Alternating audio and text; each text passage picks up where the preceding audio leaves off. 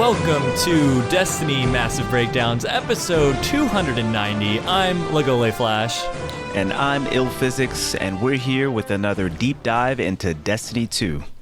And this week, we're back at it with the Season of Seraph craftable weapons. We're focusing on the few Ikelos weapons we have left so that we can take the time to talk about all of these crucible changes that are coming up. And as we come closer to Lightfall, there's just going to be tons of information coming out like this, but we're fortunate that the dev team is giving us some of these updates early, just a few weeks before Lightfall, which is pretty impressive, actually, that we're getting these updates right away. Yeah. That's crazy how they're so on top of it. So we're going to talk about all of that because there's a TWAB, there's a whole build crafting article, and there may be other articles out there that we might not touch on, but we want to touch the official stuff that has been released that is going to affect the Crucible primarily is the stuff we want to focus on today before we get to those Seraph weapons. But before we get to any of that, Tony, how's the last few weeks of Destiny look for you? Man, I mean, it's looking better today. I got to tell you, it's looking better today. Today is Tuesday. We're recording this on the 24th of January, Tuesday. Just so happens to be the day that all of these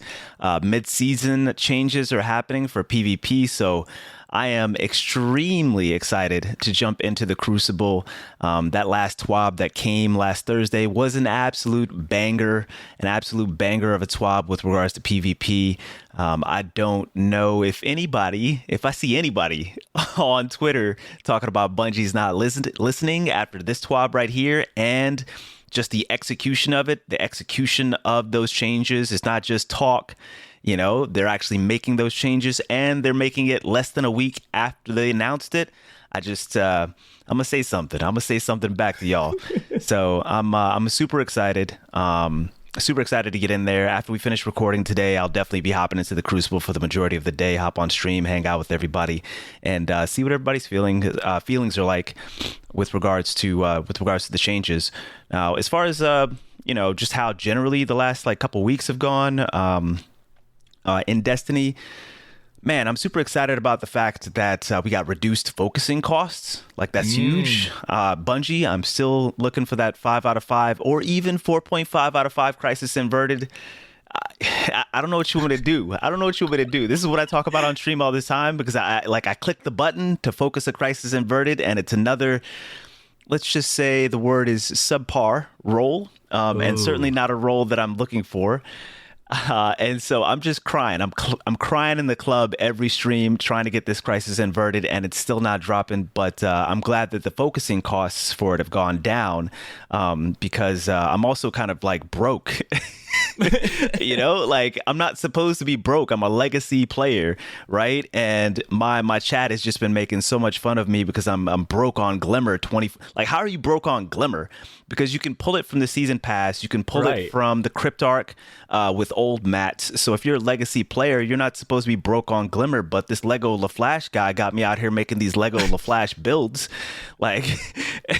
and then I'm out here making my own build that fire hammer build, and it's just it's been struggle bus. It's been struggle bus for sure, but it's a good type of struggle bus in my opinion because one thing that I'm enjoying about doing this podcast and talking about all this stuff on my stream as well is the fact that I'm out there trying some new stuff, which is typically not something that I do regularly. I stick with hand cannons and shotguns for the most part. So the fact that I'm pulling out a few more pulse rifles, the fact that I'm pulling out some sidearms and talking about some sidearms. Speaking of sidearms, I posted a sidearm on. Oh yeah, because I was talking to you about it. I was talking to you about that lightweight sidearm, the Farewell from Season of Splicer. Yeah. Woo, man, I took that out on Javelin, Trials of Osiris, and that thing was going crazy. You were right. That thing was going crazy, and so. On that same post, somebody was like, yo, Tony, I see you're, feeling that sidearm. You should definitely check out the new World Drop sidearm. And I know we'll talk about the World Drops in a subsequent episode. We got plenty to talk about, but you should check it out with specifically hipfire grip and offhand strike, right? And hipfire grip ends up giving you increased accuracy, stability, and precision hit targeting when firing from the hip. And then Offhand Strike is another perk, and that gives you final blows grant additional weapon range, stability, and accuracy when firing from the hip for a short duration, right? And so you see the synergy between those two perks. It's like a perfect synergy. And somebody was telling me about that down in the comments. They were like, Tony, you should go and look out for this. Literally the next time that I hop on Destiny 2, stream for about 8 hours or so, I open up an engram and it's that. And not only is it that, but they ended up giving me great. Yes, it's crazy. They ended up giving me great perks on it outside of that perk combination. And that just speaks to how excited, how awesome it is that the Bungie and the weapons team, they're doubling down on synergy. They're not just thinking about individual perks, and I'm not saying that they always haven't been thinking about, what I'm about to say, but they've just been doubling it down on this concept of synergy between perks in different columns. And I feel like that doubling down, that strong doubling down started off with Witch Queen with perks like what was it called? The perks like Stats for All and One for All, right? Stats for All, One for All. Those two play off of each other. They activate off of kind of like the same thing, and then they end up doing their thing to end up like buffing the stats and then also buffing the damage. And it's kind of the same thing with I was talking to Drewski about what he wanted on the Exalted Truth, and I was telling him what I wanted. And he put me on something that I wasn't even thinking about all the time, which is totally Drewski. He's thinking out of the box. He's thinking out of the box 100% of the time, right? And he was talking about Perfect Float and Frenzy, because they also activate off this. They activate off the same, in combat for a moderate amount of time, right? And if I remember correctly. We talked about it a bit with Tripwire last episode, those two perks, and the descriptions say that the time is a little off, but for whatever reason, the time is exactly the same. That's what I was about to mention. What's crazy is that Frenzy actually activates at a later time than Perfect Float, but because those synergize together, Perfect Float actually makes them activate at the same time. Yeah, it's so weird. Yeah, it's so weird, but it's so dope. It's so dope. And so both of them, Frenzy activates sooner. I think it's like 6 seconds or something like that in combat. Frenzy activates sooner. Correct me if I'm wrong, folks, but I'm pretty sure it's 6 seconds. Frenzy activates sooner, as soon as Perfect Float, and they just synergize really well together. And I don't know, that just puts me on a high to see that level of synergy. That just enhances our gunplay, and gunplay is a thing that I think the most of us really enjoy about this game. So between that and then just reading all of this great information that Bungie is dropping for us, it's so much. We're not just talking about things that are coming in Lightfall, but again, things that are here literally today as we're speaking. It's like a half an hour after reset.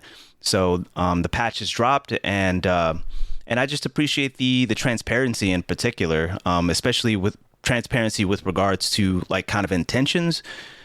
For example, we all kind of figured that they intentionally changed the map rotation with Witch Queen to give preference to longer range maps. But, they've recently come out and say that explicitly, that they were doing that and that they're actually kind of changing that back. There's going to be a different map rotation for Lightfall, both for just like pub play and also for competitive PvP. So it's just nice. I mean, they're clearly listening.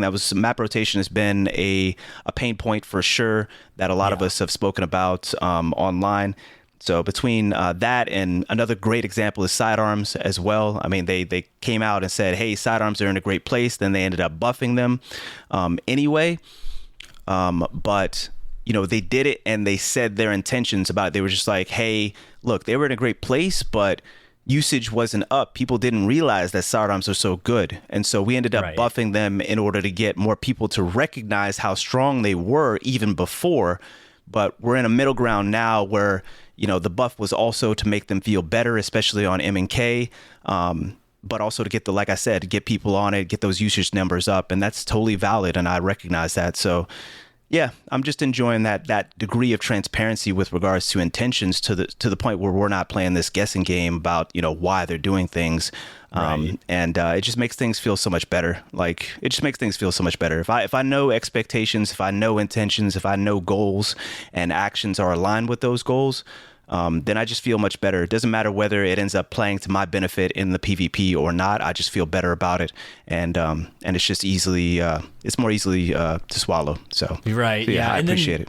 That combined with these quick turnaround changes of like they just buff sidearm, but they're just changing them back. They just, which we'll talk about in a second, change some playlist stuff, change some matchmaking stuff. They're not changing matchmaking stuff back, but they changed some of the playlist stuff back. And so to have them experimenting in these different ways and adding all that extra communication for it as well, it, like you said, it just reaffirms the whole they're listening thing. Like people keep saying, like, are they listening? And like we can see them listening and making these minor changes here or there to accommodate the quick feedback that we've given them. And so it's been really interesting to see those changes. We'll get into how we feel about some of the matchmaking and playlist stuff in a second.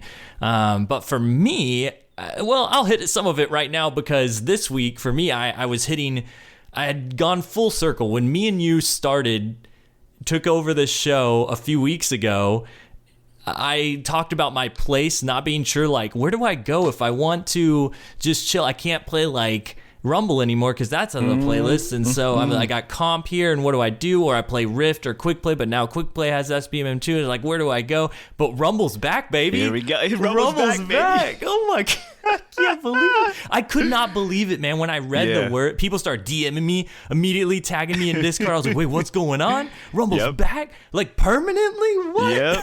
Yep. I mean, we're talking about a quick turnaround because didn't Rumble disappear at the very beginning of the season? That's exactly crazy. What That's crazy. That turnaround on that feedback, that might be some of the fastest feedback I've ever seen in Destiny, period. We're talking about a half a season. Yeah.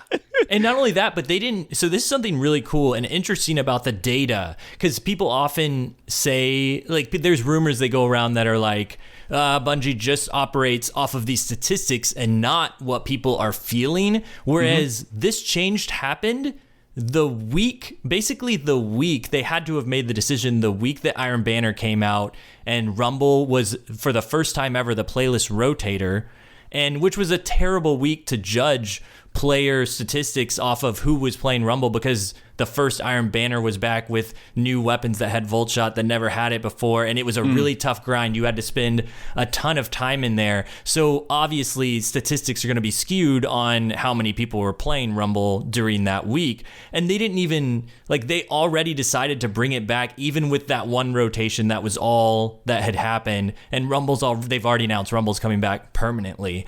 So they listened to the feedback of the players and are bringing it back, which is just, man, I feel like it feels like it's just for me. I know it's not, but I'm like, yeah, oh my gosh, I have somewhere I can go now. Definitely. I'm so pumped about that change. I know that's a little preview into what we're going to be talking about, but I'm so pumped about that. It just feels relieving to know, like, I have this place to go and test weapons and not be 3-laned by people with pulse rifles and, have to go to 6s and get immediately supered. I can go to just get in a 1v1 situation and just play it out where it's not a rotator. So I am so pumped about that. And you actually brought up a good point. You said that this season is all it took to bring it back, whereas Rumble, this isn't the first time Rumble's disappeared. We didn't have it at the beginning of Destiny 2. And that took forever for it to come back. And now it's back almost immediately. They're like, oh, hey, we see your feedback here, and that y'all need a place to 1v1 and to test your weapons and to not just be it in 6s or in a competitive 3v3 environment.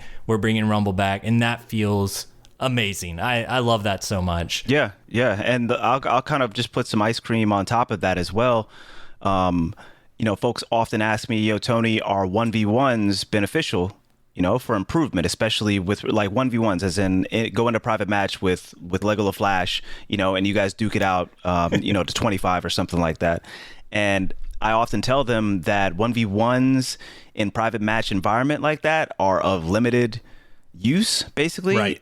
Why is that? Because there's no real impetus to finish up that fight in a reasonable amount of time. Whereas anywhere else in the Crucible, you're required to be thinking about, hey, if I don't finish up this fight within the next few seconds, I'm either going to get collapsed on from behind, or whatever, basically. But there is an extra impetus. There's extra pressure, Yep. And so that's why I don't find 1v1s in a private match environment that beneficial, leading that back to Rumble. Rumble is the best place in the Crucible to work on 1v1s because, you're not in that environment of sixes or threes where there's a team that's going to roll up on you. But there is that impetus to conclude that 1v1 that you have in Rumble, or else, you're going to have to face somebody else who just finished up with another fight and is roaming looking for another engagement, right? Yeah. So, and I can add to that too, because private matches are a tough place to test stuff when the person you're playing against knows exactly your playstyle and exactly the weapons you're using. You need kind of a public lobby to test things, or else you'll never know how effective they really are, because one, you're only playing a very narrow view of the Crucible with your one friend or whoever you're 1v1ing, and then the time, that you need to accomplish it, like you were saying, and then on top of that they know what you're running as well. So there's like these three different factors that make it kind of mute to test in that environment. It reminds me of people always talk about statistics with the weapon. They're like, well, I shot it against the wall and the recoil was like this. I was like, yeah, you shoot against a wall, but like shoot it against a player. Like you'll never really know until you're in an actual real Crucible environment. Not to say I don't want to discount. Yeah, there is helpful things to 1v1ing. There is helpful things to shooting a wall just to know the general idea of something. But you won't ever really know until you're in the real game situation. Yeah, and that's what I frequently tell folks about the validity of, shotgun testing done by our friend Gerda or Fallout plays. And then the type of shotgun testing that folks rely on me for and other creators, other experienced PvP players, people that get into the Crucible frequently throughout the week and use specialize in particular weapons. It's one thing to shoot a weapon against the wall and you get valuable information, from private match, testing of that sort, shooting against another player, checking out one hit kill, like spread patterns or, consistency ranges and things like that. But it's another thing as well to take a shotgun with a particular role on it and then just run around the Crucible, get into a bunch of different, variety of engagements from the air, from the ground, sliding, peek shooting, whatever else, flipping weapons, and seeing how consistent that shotgun, for example, pellet shotgun, ends up playing out in those varied environments. And that's just as valid. So yeah, I completely agree. And all of those situations we're talking about are about to change quite a bit with some ability changes, some weapon changes that they've announced as well. And we're going to get into all that. But first, I'd like to thank some new Guardians for their generous support that keeps this show going.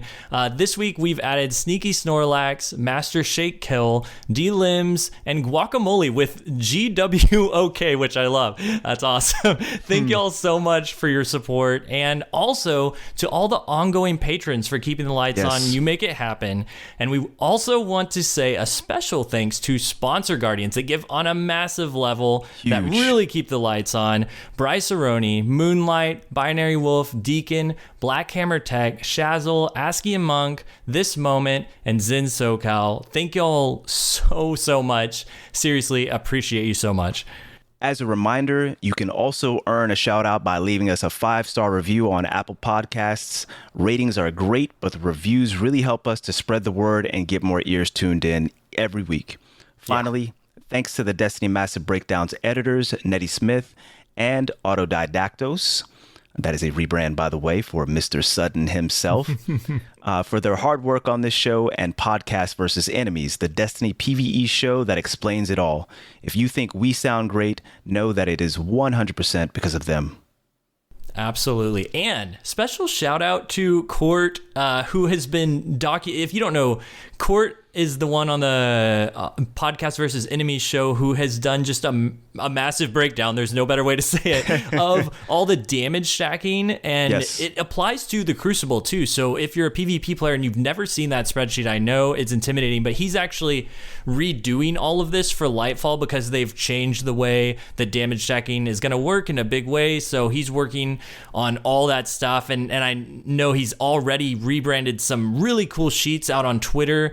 You need to go check out Court Projects because He's got all, for PvE specifically, the anti-barrier and all the different ways the champions can be stunned now. Just a giant infographic that is so cleanly laid out. And it's I know it's blowing up on Twitter already, but if you haven't seen it, go check that out. It's very, very helpful. And I'm so impressed with the graphical layout of it. It's so easy to read. And his spreadsheet already on damage stacking is so helpful. So definitely be looking to Court and the PvE podcast for just your future endeavors into Lightfall in the PvE realm. But we are talking about PvP today.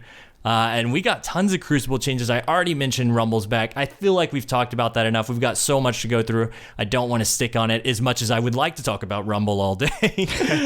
Tony pointed out, I put that in caps in our outline. It's just Rumble's back. Chat. I say chat because I'm used to streaming, of course. But you guys, this is the only thing he ended up putting in all caps in our entire document for notes for this episode. This man is absolutely pumped up. The only thing. And I should be more pumped about the rest of these changes because there's some really good ability stuff later. But first, before we get to that, we got to talk about matchmaking for a second. And we don't have to dive too far into it because I know that there's a lot of information we don't have. Bungie can see so much that we don't. And so I was hesitant to even talk about this graph that they put out and the way that they talked about matchmaking changing. The main point here, I think, is that matches have been more fair this season, and this graph shows that. You can see the giant dip into players having more fair matches, and that's one of their goals. I wanted to bring up this TWAB that happened. I've been talking with the Destiny Massive Breakdown community. I was like, what are the goals? Let's go back to that. And there was something in 8/05/2021. So, this is a pretty long time ago, but that's what's going on. I'm thinking about the sliding nerf. Oh my gosh. That is how long ago the sliding nerf was back in 2021. Yeah. That's crazy. Okay, yeah, we'll get to that in a minute. That's another big thing. This one happened though. This was 7/28/2022. So it was about 2 seasons ago. They mentioned, here are our goals for implementing skill-based matchmaking into the quick play playlist, because they wanted to make sure that we knew what their goals were here.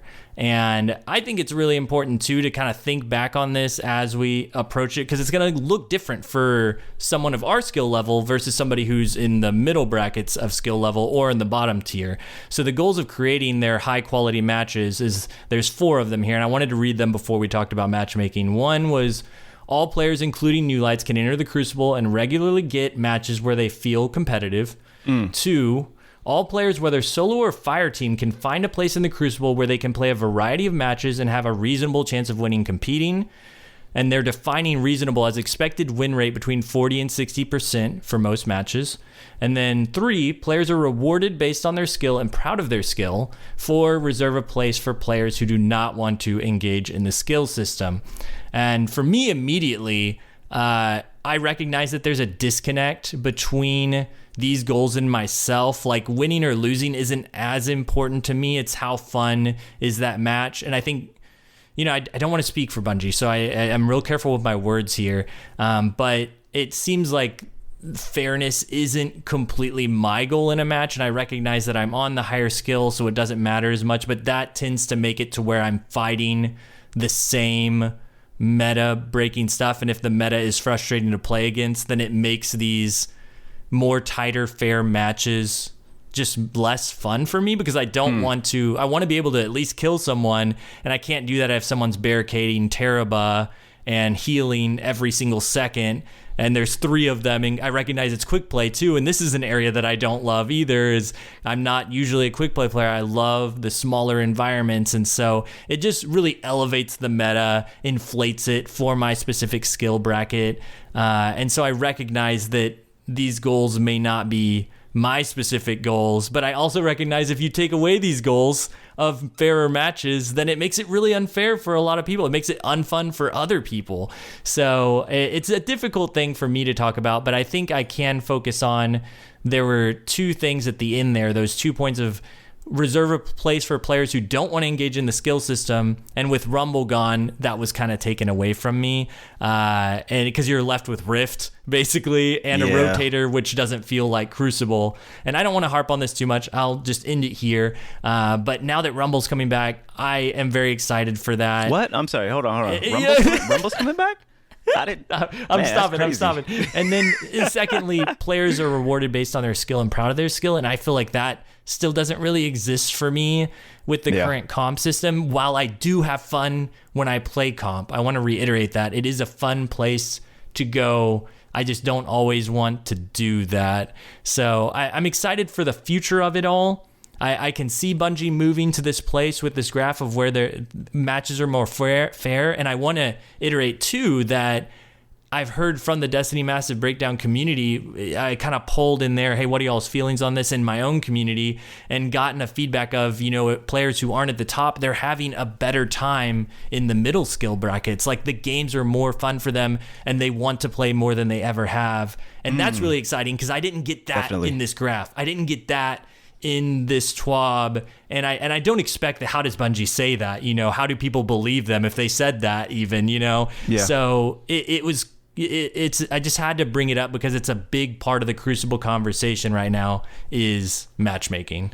Yeah, and so much of what you said is really interesting. I guess the thing that stuck out to me was match fairness.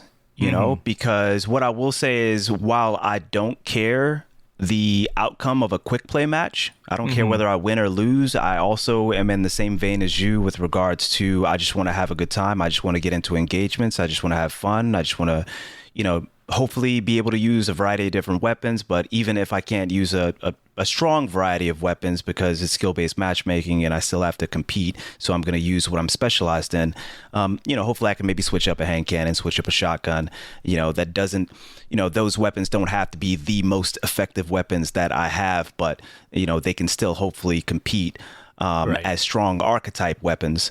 So I like the fairness is what I'm saying. Sorry, I got a little off base right there. I do actually like the fairness. I like closer games. I don't enjoy blowouts. I don't enjoy winning by mercy, and I don't enjoy getting mercied. If I'm getting mercied in my skill bracket, that's because the majority of the team most likely is using something super oppressive, basically. And on the flip side, I mean, whether I'm, my squad is, using something super oppressive or not, I do not enjoy mercying teams either. So in that sense, I do like the closer games for sure. On, kind of like a slightly tangent topic, when matches are more fair like that, people, quote unquote fair, right? Like closer, people end up, using any edge that they can in order to come out on top, right? Yes. Whether it be on specific engagements, swapping weapons in order to, to more compete, or whether it be, just small advantages. And so, the meta, when it's really oppressive and when you have elements in the meta that are so significantly out of band, so significantly, DMT is a really good example on PC. It's just literally the best weapon on PC, and it's not even close. When folks end up deciding that they want to either, run with that to start or switch to that, if a significant number on my team aren't running something of similar like caliber, then it's going to make it really, really difficult to win that game, difficult to even win engagements, especially if I'm just trying to use this little pea shooter of a hand cannon, right? So, it's it's interesting because we spoke previously about the trickle down effect. If something's super oppressive, then it's most likely going to be discovered and utilized at a higher rate, at higher skill brackets, right? And then it just ends up trickling down. Once people see what's effective, then they end up starting to use it, and it trickles down to lower skill brackets, right? Because it's effective no matter what skill brackets in. It's just that it's first going to show up in the higher skill brackets.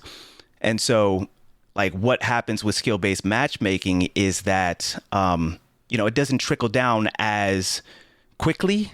Yeah. Right? It doesn't trickle down as quickly. because the lower skill brackets aren't exposed to the higher skill players as often, right?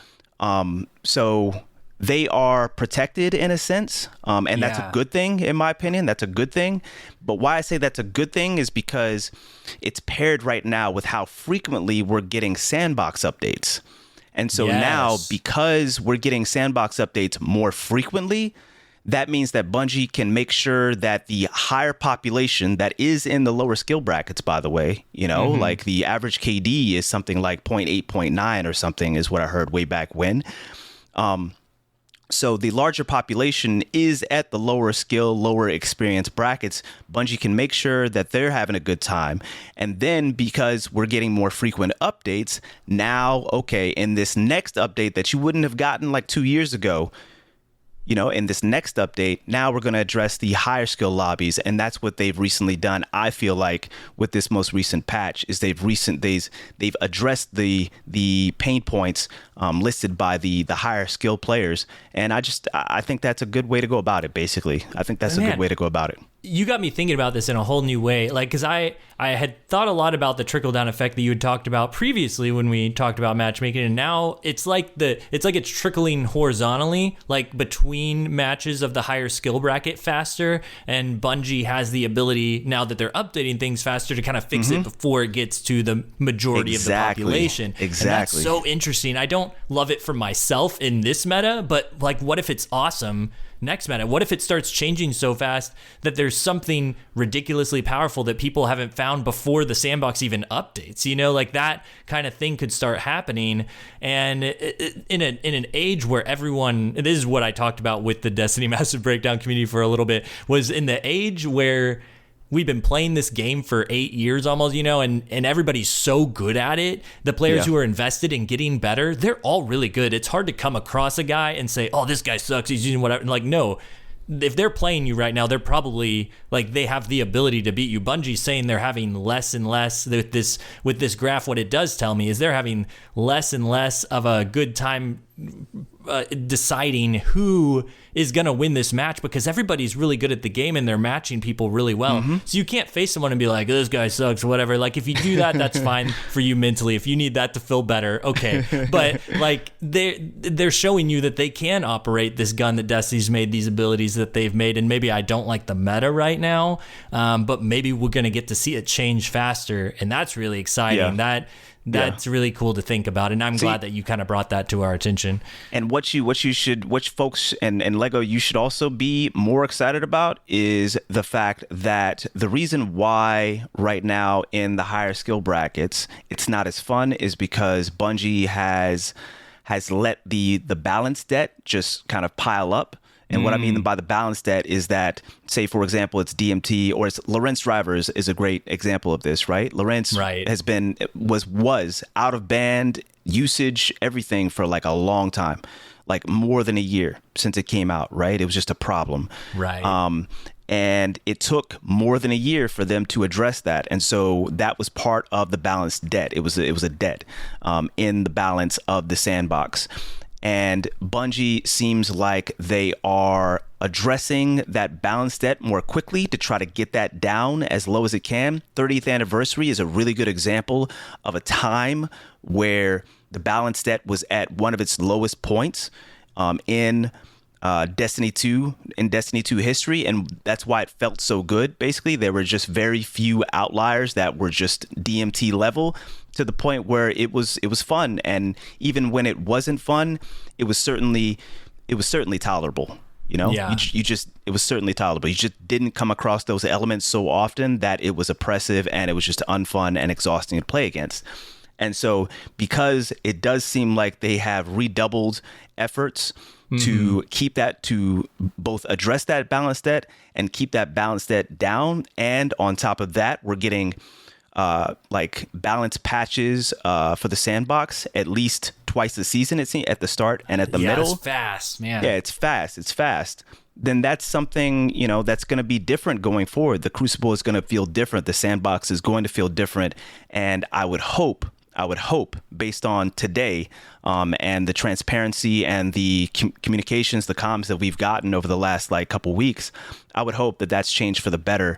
and that even if we have an oppressive meta, it wouldn't last for more than, a season at most. And that's much more tolerable than what the past like 3 seasons or so that we've had, at least in my skill bracket, maybe in Legos as well, where it's just been very unfun. And for me, I've just been playing a bunch of private matches in order to kind of find a corner of the crucible that's still rewarding for me. But, hand cannons, shotguns, back on the table, baby. Oh, yeah. We going to talk about it. We going to talk about it.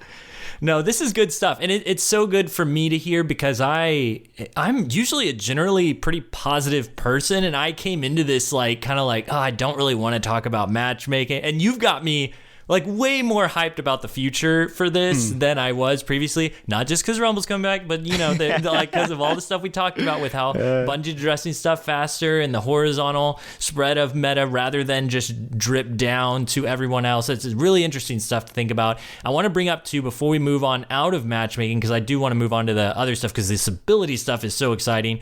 Is fire team based matchmaking. They've added that, and they're tweaking that, and that's going to progress to other playlists as well. They want to move it to trials and eventually competitive, but also they are still ironing out kinks associating with fire-based team matchmaking so that they can work on the next feature, which is dynamic skill matchmaking, which is for players at the top and the very bottom to not make it so hard to find matches or laggy matches when they do get in a match. So all of that is being worked on as well. So there's a lot of things in the works, and they do mention those things coming up to get excited about. So I wanted to bring them to attention. Definitely. I think that's all really great. Yeah, I'm right there with you. I mean, we can keep it moving because you said everything, and I agree. Yeah, so next up, we got some Airborne effectiveness changes, which are pretty big. It's been a huge deterrent for people who were playing Crucible a lot. It's a common thing. It's like, hey, I can't hit my shots in air. It just doesn't feel good anymore, especially with a primary weapon. And they're significantly changing the way Airborne effectiveness is going to work on primary weapons. I might let you just take this one away, Tony. Sure. I feel like you might have a better grip on how it feels now and where it's going. Yeah, and so I guess one caveat that I'll mention is that we don't even know what this is completely, like Airborne effectiveness is completely like morphing into, because they said that more changes were happening with Lightfall. Is that correct?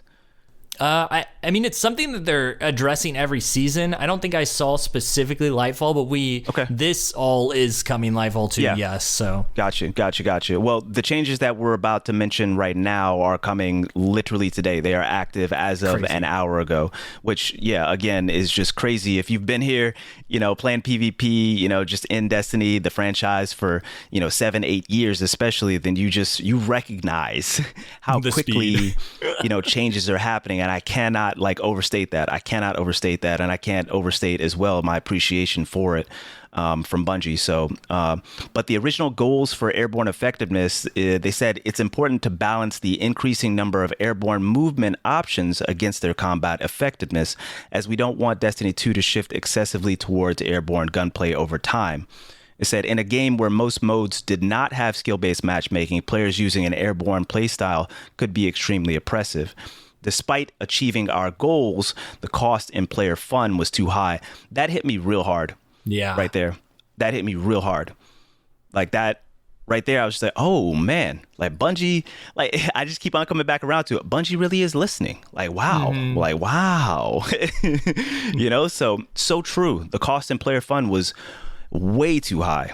Way too high. That's the same way I felt about the matchmaking stuff too. It's like there are these goals, and then there's like, what does that cost in the player fun experience? And so I feel like it's one of the reasons Rumble is coming back, because that cost was too high, having no place for people who wanted to be outside of those skill brackets to go. And now it's the same thing with Airborne effectiveness. Like, okay, we're preparing for Strand. Like they came out and said it on some of the podcasts Chris was on recently, and so we know that that had a big part to do with it. But even in doing so, it's like, okay, the cost currently was a little high. Let's rein it back down. 100%. And you said it, and I just want to kind of like double down and reiterate it again. They said they were indeed like prepping for Strand when looking at that airborne effectiveness, when introducing airborne effectiveness, because we're pretty much all going to be Spider-Man, right? We're all going to be Miles Morales come Lightfall on the 28th February. Can I say real quick, as What's someone up? who is not a Warlock main, I'm really excited for being in the air. I feel like the way airborne effectiveness has changed, and I know we're going to get better stuff even now, but Of course.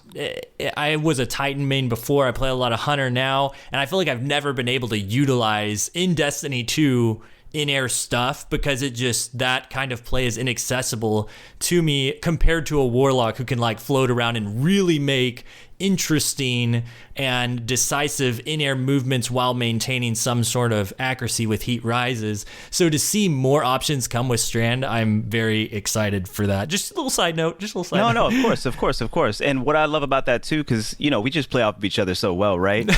You say something, and then I'm just like, oh man, he made a great point. Let me make this point too. The point that I'll make is that on Warlock, right? I don't play anything but Dawnblade. I don't play anything but Solar Warlock, I should say.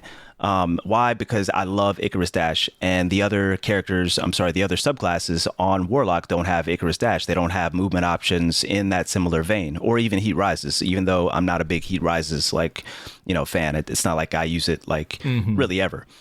My point is, with Strand coming, that means hopefully at least one other subclass will have some interesting movement options. Now, I say that, and I'm sorry. Look, I ain't think about it at the time. I'm sorry. I just want to go ahead and apologize to my Blink mains out there because I know I'm about to get hit hard. I'm sorry. I do just wish that Blink would get some rework, a little bit of rework, because I was a Blink main back in D1. And I love Blink. So I apologize. I'm sorry. I didn't mean to overstep y'all.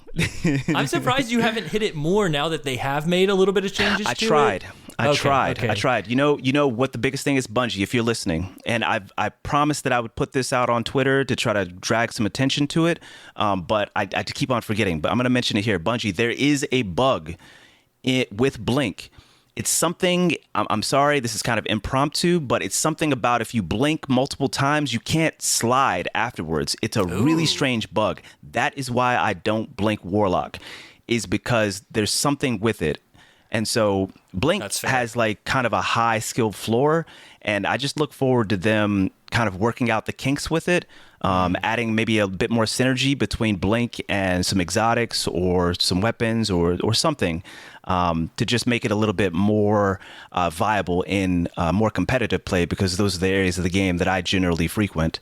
But yeah, I don't mean to put down my Blink folks, but yeah, that's what's interesting about Strand is it's providing some additional in-air mobility for Warlocks that might actually get me off. Well, it's got to get me off of it's going to be strong to come out, but might actually get me off of Solar Warlock for a significant amount of time. So I'm looking forward to Spider Warlock. I haven't come up with a name for it yet, but Spider Warlock, we'll just go with that for right now. But back to airborne effectiveness. So the changes, looks like we're just moving closer to if you're accurate in the air, you'll actually hit your shots. Yeah. One thing that was really cool for me to hear, but it's something that I've spoken about, is it's very jarring right now. Well, maybe not right now because the changes just went through, but last week, for example, it was very jarring to shoot on the ground, jump in the air. Your gunplay felt very different in the air. And even if you could hit your shots in the air, it just took a second for you to kind of adjust to how different your gunplay felt in the air versus the ground. And so it's just nice that we're also just moving closer between the feel of shooting on the ground versus in the air, which is something that they mentioned as well. So again, kind of like listening. Something else is kind of cool as well, and I've heard this frequently from control players, is that the stickiness in the air that they would feel on the ground, it just feels very different in that regard as well. So Bungie changed it to reduce the airborne magnetism penalty. I think they took it, did they take it completely away? Yeah. Or did they reduce it? I think they took it completely away, didn't they? So they said one side effect. So with changing everything, I'll just read this whole paragraph here because I think it's really good. Okay. So with this update, you can expect primary weapons with no investment at the default AE stat of a weapon to be as accurate or shoot just as straight as a primary weapon with Icarus Grip mod equipped did before the introduction of AE.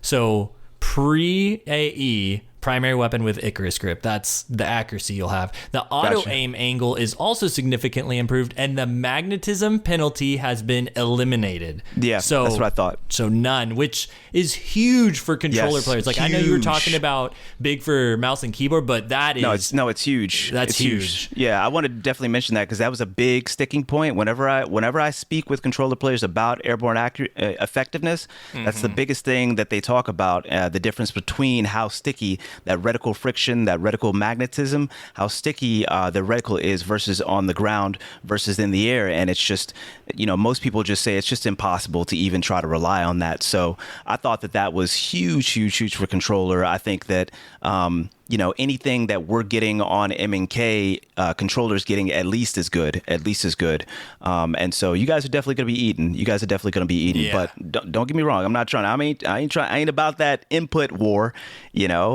So I'm super excited for both groups, for both input methods. And let's just get into some gunfights, whether it be on the ground or in the air.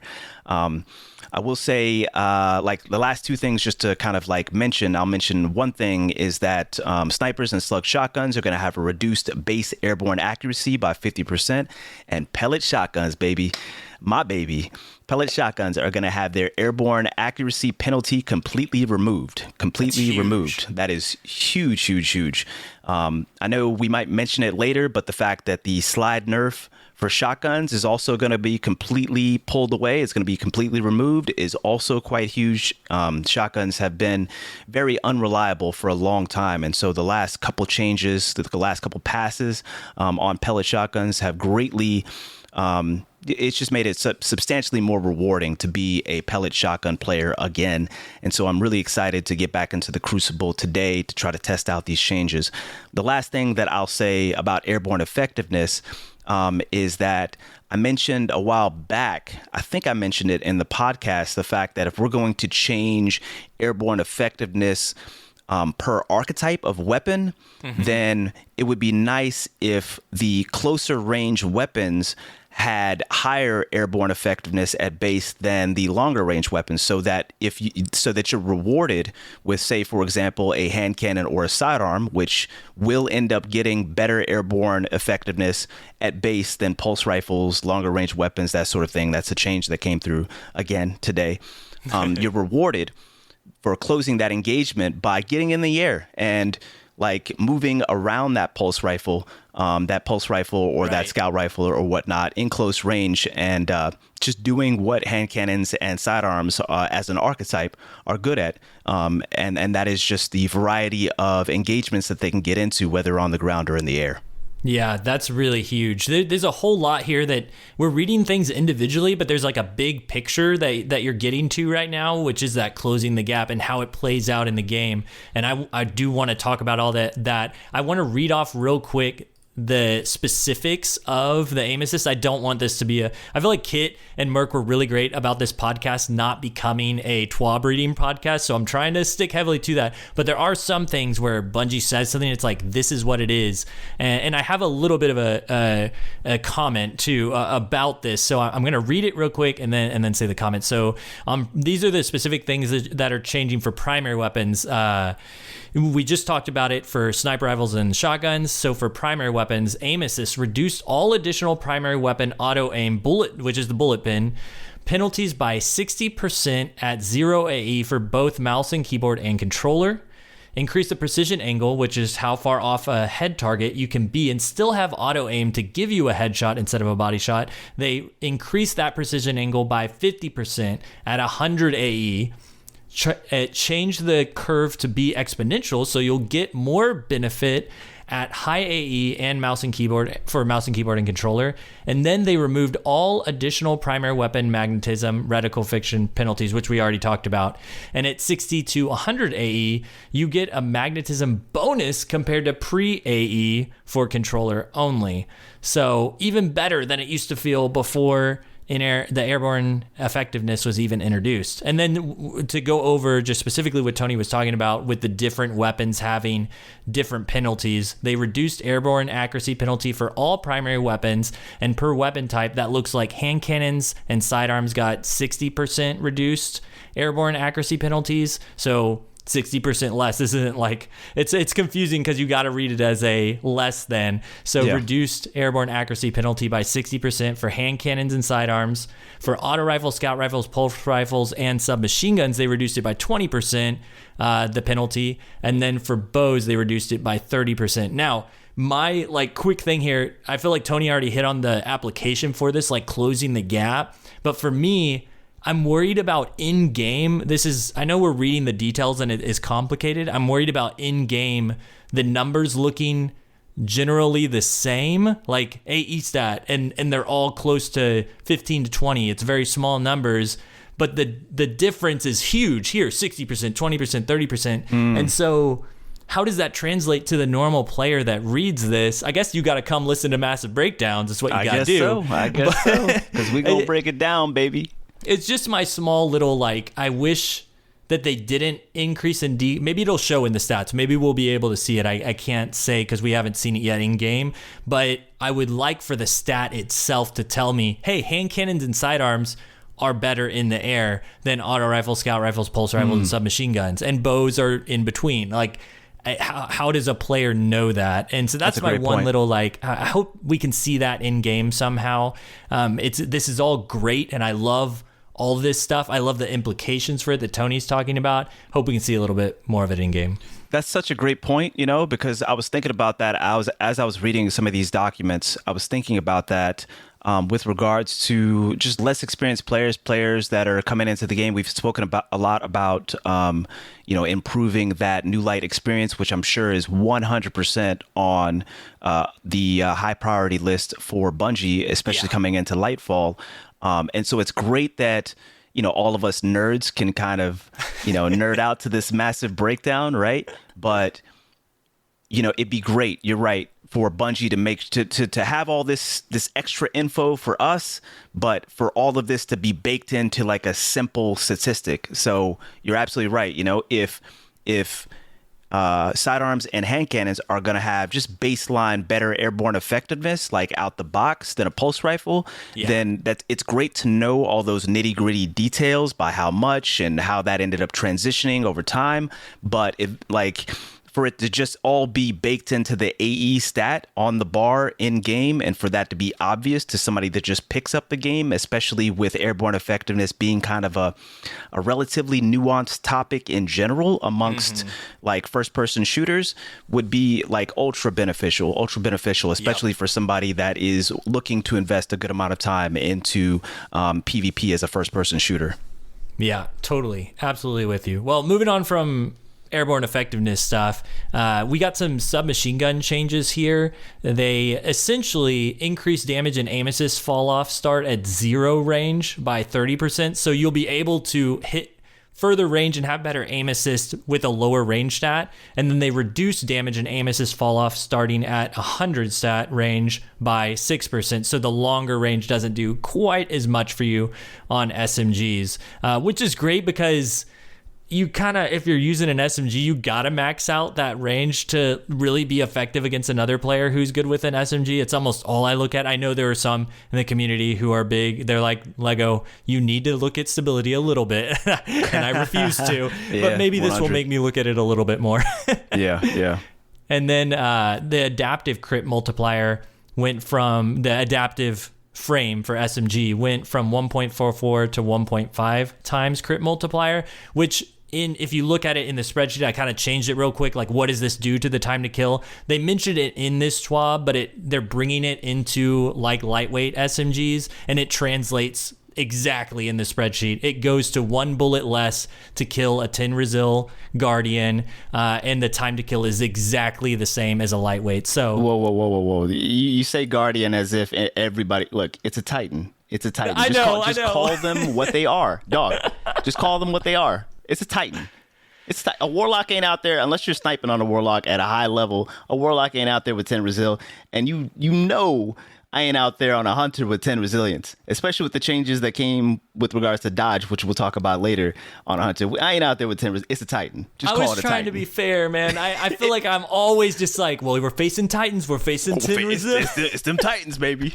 And who knows? Why this is important is because we're getting armor changes and stat changes in Lightfall, and we might be seeing less of those. So that's important. Coming, we haven't got to that yet. That's a whole other thing. They released a whole build crafting thing about armor and the changes, and we might be losing or adjusting powerful light, radiant light. We're not exactly sure how it's going to work. Yeah, it'll be interesting. But for SMGs, that's it for SMGs. And then after that, they talk about specifically, there's some nitty gritty like forensic nightmare zoom increasing from 13 to 14.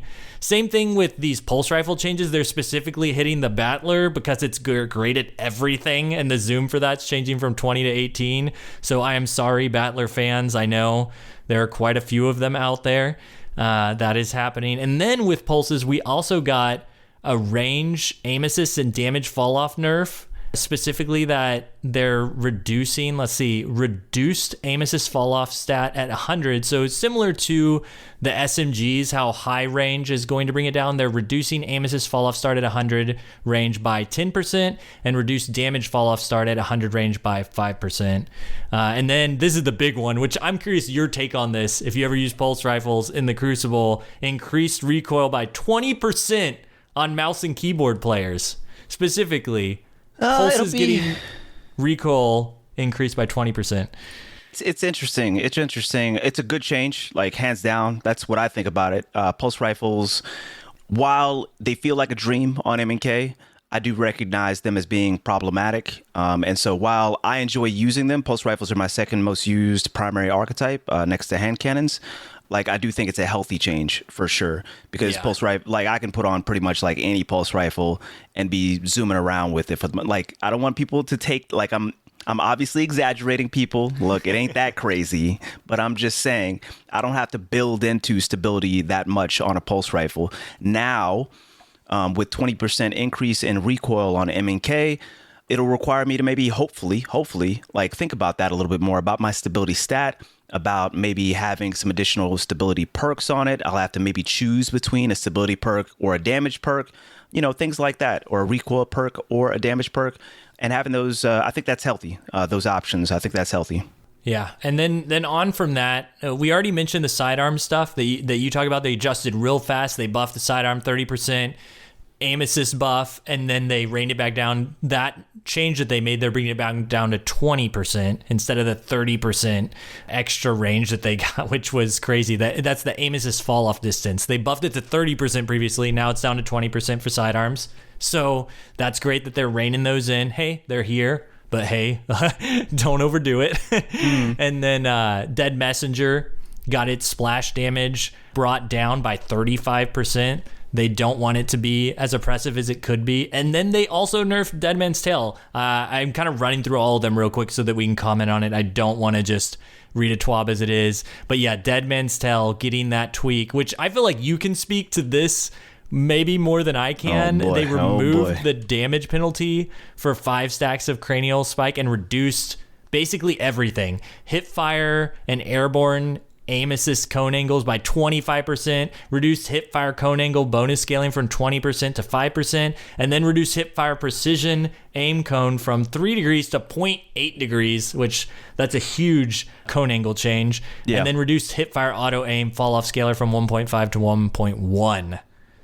Look, I'm not going to lie. I don't know. I've never used Dead Man's Tale in PvP. I don't know too much about the perk because the perk has changed so much that it just seems a little complicated. And so I'm not saying that, it's too complicated for me. I'm just saying I'm not very well versed in it. I just know how it feels. And it feels super oppressive. So all I got to say about this one is I'm glad that it's being addressed. It is extremely oppressive on PC. I have the joke that I make frequently is, man, I haven't felt something this crazy, like, on a gun since, like, when? Since the last time Dead Man's Tale was was out of band in the meta. It's the exact same gun, just going crazy again, So the other like kind of example that I give folks is not only does this thing like hit around the wall often on PC. Like I said, I can only speak on my personal experience. I'm not trying to speak for anything else,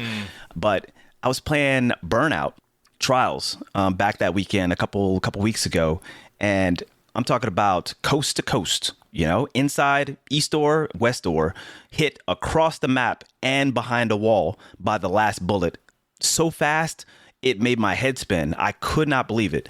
And so I am super happy that thing is being addressed, because it just makes a lot of games just unplayable, like straight up just unplayable. That's all I can speak to it. Yeah. And I'll continue to keep a closer eye on it to see if I can wrap my head around exactly what's going on with it. Yeah, I will say it's just those precision hits are just granting you more range and aim assist, and they kind of pulled that back, and so now they're not getting a damage penalty anymore. And I what I feel like this is doing, the whole thing is it's making it more usable at base, and like, hey, it can ramp up faster. But the gist of it here, the TLDR, is that it's going to be less incredible from the hip, the way right now you can just bam, bam, bam, and auto connect everything for you. Yeah, it's extremely consistent, and it's extremely forgiving as well. So, now on the flip side, what I will say is I'm glad that folks were able to have their power fantasy for a time. That's my thing. That's my thing about it. Is it's just like, this was like a half a season change, right?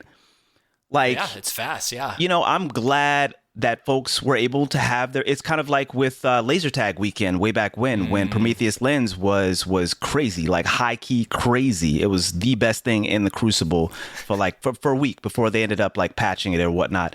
So I know a lot of folks really enjoyed the changes to Dead Man's Tale, have put a lot of kills on it in that time span, and just genuinely found it enjoyable to use. They didn't just equip it just to compete or because somebody else equipped it. They didn't, hate equip it, basically. They genuinely enjoyed using it, and they space cowboyed it for the last half a season. And I think that's kind of cool, like, too. I don't want that to always be the case, right, because, the last half a season, I've just been like even more into private matches than I have been in the past, I feel like. But with changes coming so frequently, it's cool to see that folks are actually like enjoying a weapon that they know, is eventually going to get pulled back. But I've heard a lot of my folks say, man, I just genuinely enjoy this weapon, which is cool versus other weapons in other metas, oppressive metas, where they felt like they had to equip it in order to compete. Totally. And I think with all of this, it's saying that we're adjusting those nitty gritty things that are within that top skill bracket. Maybe this one bled down a little bit more, but for the most part, they're making these changes. Like the Battler is the one that really sticks out to me, and the sidearm one too. And the SMGs, all this does, they're just, just making it just perfect here. Hopefully, we'll see once we try it out today. So that's exciting. Yeah. And then they mentioned some stuff coming soon, which isn't that important for the conversation of Crucible, but a full auto melee, which is kind of terrifying to think about. A little afraid of that. We'll see what happens. On to abilities. We've got some serious changes here. Increase base cooldown time of the following class abilities by 20%. We've got Barricade, Towering Barricade base cooldown increase from 40 seconds to 48 seconds. Rally Barricade base cooldown increase from 32 seconds to 38 seconds. Thruster, which no one saw coming, base cooldown increase from 30 seconds to 36 seconds. Dodge, Marksman Dodge, base cooldown increase from 29 seconds to 34 seconds. And Gambler's Dodge, base cooldown increase from 38 seconds to 46 seconds. And the kicker on top of all of this is Sighton's got its own specific nerf where increase the cooldown of Barricade ability while Sighton's ramparts are equipped by 70%. Increase the amount of damage players deal to a Sighton's Barricade by 25%. So basically, we're going to see a lot less Sightons, is what I'm reading from all of this. Yeah, most definitely. Oh, that'll be a dream, because, in a lot of my games, I'm finding, like, especially comp games, like, 1, 2, sometimes 3 Sightons. And then, man, if I see it in quick play, I kind of just like lose it. I'm not going to lie. I kind of just lose it. People see it and on me on stream, and I'm just like, man, why are we even doing this? Just in quick play. Let's go, baby. Come on, let's just shoot some guns. So I'm super excited to see less of that, honestly. It is a little, I think I'm curious to get your take on this, because the feedback that I saw on the other stuff, like barricade, yes, great, 20% less or increased base cooldown time by 20%. But the thruster and the dodge, I saw some people pretty upset about that. For hunters and even Titans were like, hey, what's the problem here? And I'm curious your take on it before I say anything. I was not excited about that. I can't, like, thruster is the lesser, used of the, like, you don't see thruster too often. It's also just on one subclass. It's just on Arc, like Striker Titan, right? It's also new. Arc 3.0 just got introduced. I'm actually kind of surprised that thruster took a hit. I don't see thruster as being like super duper impactful, especially since it's a trade-off for a barricade, which is a stronger competitive. The stronger competitive alternative always is to have that barricade. So I was actually kind of surprised to see that. Whether it was necessary or not, I'll leave that up to other folks to kind of discern, because I don't use thruster. But just in my humble opinion, I think that was kind of just unnecessary. Dodge, I'm just disappointed to see Dodge take a hit, because Dodge just recently got nerfed, I believe, on the cooldown a little while back. But definitely it got that aim assist that it used to break. It got that nerfed, right? Around Witch Queen, I believe. Yeah. And so it no longer, especially Gambler's dodge, by changing that hitbox, it no longer breaks aim assist. So I'm just kind of surprised, because barricades were by far the most oppressive cooldown class ability in this meta, and it was just striking how oppressive it was, especially when you end up pairing in the Titans, especially as people, the ability to loop those barricades, skill-based matchmaking, just making competitive play stand out more and more. The fact that we just got the competitive division rework as well. You just saw Titans, and barricades are just great for picking up heavy, for picking up, increasing number of modes are implementing respawn via revives. So picking up the revives and things along that line. So yeah, I was surprised to see dodge included in that. I was surprised to see dodge and thruster included in that, and rifts not included in that. I'm not saying that I was advocating for rifts to be included in that. Right. But yeah, I was definitely surprised. And the only thing I can think about with it is that maybe there's something with regards to Lightfall and Strand. Maybe there's some sort of synergy that they were trying to address ahead of time. That's the only thing that I can kind of think of, because otherwise I found it kind of unnecessary, and I was kind of disappointed by those changes. Right. I think playing the other side of it, I feel like if you're trying to bring down all abilities, kind of hitting them all feels fair. But like you said, they left out Warlock Rifts, so it's an interesting choice. I will say Thruster and Dodge are the two that they kind of, I've got to be careful with my words here, because people are going to pin me down on this, and they're going to be like, yo, this is mobility. This is what we want, is more engagement. And I do want those things. I do want a faster paced game. We've had a season of sitting behind barricades and pulse rifles. I do enjoy those things too, but it also is a bit of I'm going to take my peak shot and then get out of dodge and not engage you because I got shot first. I didn't get my shot off. I'm out. Like, that's what those abilities can be for, which also leads to that cat and mouse play style that can be a little slower, especially when you mix in healing nades for dodge specifically, not so much thruster.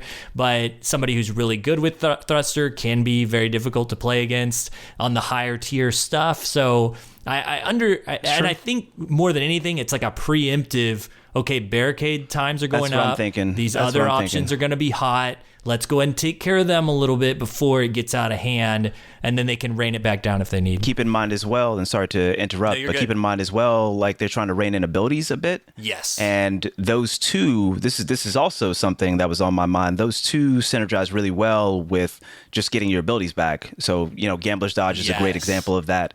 When you dodge, around an enemy, you end up getting your melee back for free, just straight up right there. So if we're talking about a weighted knife, then you get a one-hit kill. You get potentially a one-hit kill back, like right there.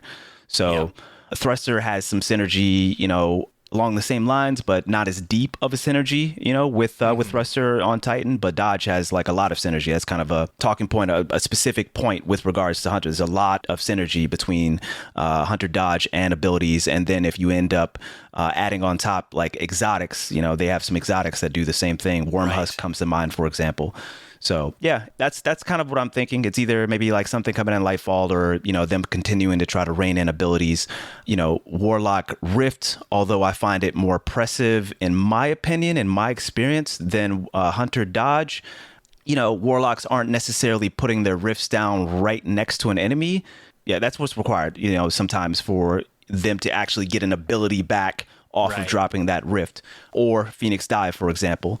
So yeah, that's kind of just what I'm thinking. But yeah. And you could be totally right with future-oriented stuff with Lightfall. There could be stuff, because it's coming pretty close to Lightfall now. We're not that far away, and we already have a whole new armor/mod slot system that we'll get into a second that could play off of some of these things. Like you were mentioning how the dodge plays off of getting your abilities back. There could be more powerful ways to get your abilities back that we don't know about yet. So that's good thinking too.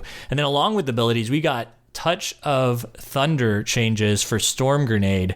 The secondary, this one had us laughing before the show, just how strong Touch of Thunder is already on grenades. Secondary strike damage has been reduced from 40 to 30, which is significant as it pulses. It's not killing you as quickly. And then added a 0.24 second delay between grenades' initial strike on impact and the creation of the roaming storm. And that roaming storm's travel speed now begins at 1.5 meters per second and ramps up to 1.3 seconds to a maximum of 3 meters per second, which previously traveled at a flat 3.5 meters per second. Oh. What? When I read that, I was just like, yo, how do we even to start? How did we even at baseline? Come on, baby. Who thought that was? Come on, baby. And when you combine it with the strength of barricades, it was just so strong. It was I probably disliked playing against that more than any void thing that Titans had going on this year. Like overshields are frustrating, but putting up a barricade and then 3 Titans throwing these storm nades at you that traveled at 3.5 meters per second that were doing that 40 damage on the secondary strike, ooh, man, it was rough. It was rough. Yeah. Definitely. And, there's validity to the argument of folks that say, okay, well, it forced people to move in a meta that is very passive, And that's valid. That's valid for sure. But, as we continue to push out of this passive meta, hopefully, that isn't necessary as much. I find it frustrating more so these days because with that 3.5 meters per second, I mean, it's pushing me off of just pushes. It's pushing me off of control points that I should be able to hold. I've got cover. I've got everything that I'm supposed to have with regards to great positioning for this control point, and it's pushing me off of that. And not only that, it's not just pushing me off. It's doing so much damage that it allows an Arc Titan that is one of the fastest, if not the fastest character in the game to push up on me and just clean me up. From afar, because we're talking about I'm already damaged, right? So, and it's just really unpredictable. It's unpredictable half the time as well. I'm worried about getting pushed up on. I'm worried about taking additional damage. I'm worried about evading and maybe even completely backing off. And sometimes I even just straight up die to it because I just got limited options. So I'm glad to see it kind of tone back a little bit. Yeah. Hopefully it doesn't take away some of the actual viability of it, the validity of it as a grenade. But 3.5 meters per second. As soon as I saw that, I was like, oh, okay, that's why this is crazy. Yeah, no, I agree. And I like what you said about getting you off the zone and then getting you weak. And then there's the second part of not just getting you out of your defensive position, but and this is what I hope this fixes, is it would get me off of a position and then my secondary defensive position, it made me get off of that because it was still on me. And I was like, completely back off. Bro, please let me have some angle that I can defend this point because, or defend the res or anything. or even engage too. Yeah. You know, let me have like this secondary position to where I can engage. But you know what? There's just an ability chasing me around, and then I've got this Titan that's about to chase me around with Jug as well. You know, it's just a little too much. Or Antaeus, yeah. So it's just like, man, Titans is scary. Y'all Titans out there, y'all scary. I'm telling you, I ain't been more scared than a Titan. Of a Titan in like a minute, and I've been playing a decent amount of Titan, and I'm still scared as a Titan. Well, say Titan one more time. Hopefully, we can see some more Hunter and Warlock in-air play. We talked about the in-air accuracy for shotguns and snipers, that 50% less of a penalty to them, and then slugs, or pellets, completely taken away. And then we've got on the ground, remove stability, incoming flinch, and shotgun pellet spread penalties while sliding. So this is the one I mentioned at the very beginning of the episode, that it happened in 2021. They gave us a sliding penalty, and this sliding penalty, I had to write it down because they don't say it in the TWAB, but it was massive, and people often forget about this, and I am often reminding people about the -20 stability nerf that you get whenever you slide. And then on top of that, 1.5 times flinch, and on top of that, shotgun specifically, plus 15% shotgun pellet spread.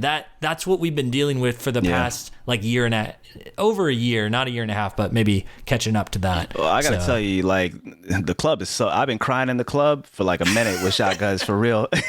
And so I'm so happy, man. I'm so happy for real. And I was talking in the pre-show with you a little bit about at higher tier play, how you have to play against folks that have better latency than you. You can't really slide shotgun against them. You can't. Oh, yeah. Because they're going to pop off a shotgun first, latency wise, and your shotgun's just going to go to the moon due to the flinch off of sliding. And so in higher tier play, you literally have to know who's got that latency. It's crazy. Like I'm telling you, it goes deep. You have to peg who's got that higher tier latency, and you have to factor that into how you engage them with the shotgun. If it's shotgun versus shotgun, I have to stand still, or I have to do maybe a baby jump, but usually not a baby jump because obviously jumping until today. But usually I just have to straight up stand still and just like bait or not engage them with the shotgun at all. It was insane. It was insane because, like I said, with the latency, if they shoot off the shotgun shot first, which they will, my shotgun is just going to go to the moon, and I'm either going to get them absolute, or it's just not even going to go off, or there's just a variety of different things. But yeah, some people are just unkillable right now, but I'm hoping that it kind of equalizes that come today. Well, I think all these things combined is what's interesting, that we get, you can use shotguns in air now more, and you can slide with them on the ground more, and we're just seeing that push. We're circling back again. We circle back with Rumble. At the very beginning, I was like, where do I go? When we first took over the show a few months ago, we talked about, I'm not sure where to go on my playlist, and now we also talked about in that episode how if shotguns were strong, I believe it was that episode, it might have been a different podcast me and you were on, but we talked about how shotguns, and when they're not strong and people can't move around the map as well, and the gameplay becomes stagnant, it becomes a less fun game. And even as someone who likes killing shotgun players, I still like when the game is faster, and I like engaging in them. I don't like sitting back behind barricades and pulse rifles and all that. And so just to see all these things together and what the Crucible is going to look like now with all these changes is pretty exciting. I'm excited for a faster paced Crucible. I completely agree with that. And let me just put an exclamation point on that as well. The fact that, look, I'm definitely not saying it, and Lego's definitely not saying it either, that, look, shotgun metas are like the best meta per se, or when shotguns are like shotguns are in a much healthier state now, and I've always said it. So many people have always said it with regards to shotguns. I don't care if my shotgun maps. I don't need it to map. I just need it to be consistent within the range that is a one-hit kill, like consistent enough, right? Mm-hmm. And I need it to be able to, just like my hand cannon, I want it to be a variety of ways that I can engage with it, like sharply within that range of engagement, and for it to be consistent so that I could develop and build a consistent play style around it. And so when shotguns, I feel like, are fairly balanced now with regards to the one-hit kill ranges and the requirement for you to have, a certain level, a certain quality of shotgun for it to be consistent within those ranges. Pretty much got to have like a 4 or 4.5 out of 5, in my opinion, for it to be like strongly competitive. This is a good time. This is a good time for these changes, is all I'm saying. And yes, it is healthy for the Crucible when folks are navigating the map regularly, as opposed to more regularly like posting up in a passive type of playstyle. So, speaking of the full picture, you just reminded me, if it's going to be a faster paced game, which I'm hoping for, that might have been another reason for the mobility ability nerf. Like the thrusters and the dodge, how those are getting toned down a little bit. We're going to see more aggressive, I'm guessing, gameplay with shotguns and sliding and in-air stuff. Maybe they're like, okay, well, let's loosen up a little bit on the stuff that is evasive, maybe preemptively, because there's going to be a lot more movement. And we know there's going to be a lot more movement with Strand, so that's a no-brainer. But even for now, we'll see. And also, I want to bring up as well that shotguns are heavily featured in this statement here because of the shotgun pellet spread, but don't forget that this sliding penalty applied to every weapon. Yes. So hand cannon sliding now will feel better when you're getting shot at. You're not going to get flinched as hard. And for me, this is a huge fusion rifle buff, because so many fusion rifles, I hate to say it, depend, like they go towards firmly planted as a perk, which only happens when you're sliding or crouching. And so tons of people use that sliding, and your stability is actually going to get a buff now, rather than before. This negative stability was kind of basically mirroring firmly planted and taking the stability part away from your fusion rifle, whereas now you're actually going to be getting that firmly planted buff. So just something to think about for you fusion rifle players. I almost didn't even want to say it. No, let's say it. Let's say it. Like, what I really enjoyed about the last episode is I like talking about those spicy builds. I think people enjoy talking about it as well. And what I love as well, just to add on top of that, is that, Bungie is moving more and more in the direction of, hey, we can have these spicy builds, baby, but there's got to be some investment. There's got to be some intention with regards to that build crafting. It can't just be something easy. I was talking to a friend last night that I was doing GMs with, and they were talking about how they ended up one-shotting a Titan out of Thunder Crash, and that person ended up adding them on like 2 different platforms or something like that, just to figure out, not to talk toxicity. They became friends, but to just to figure out exactly how that occurred.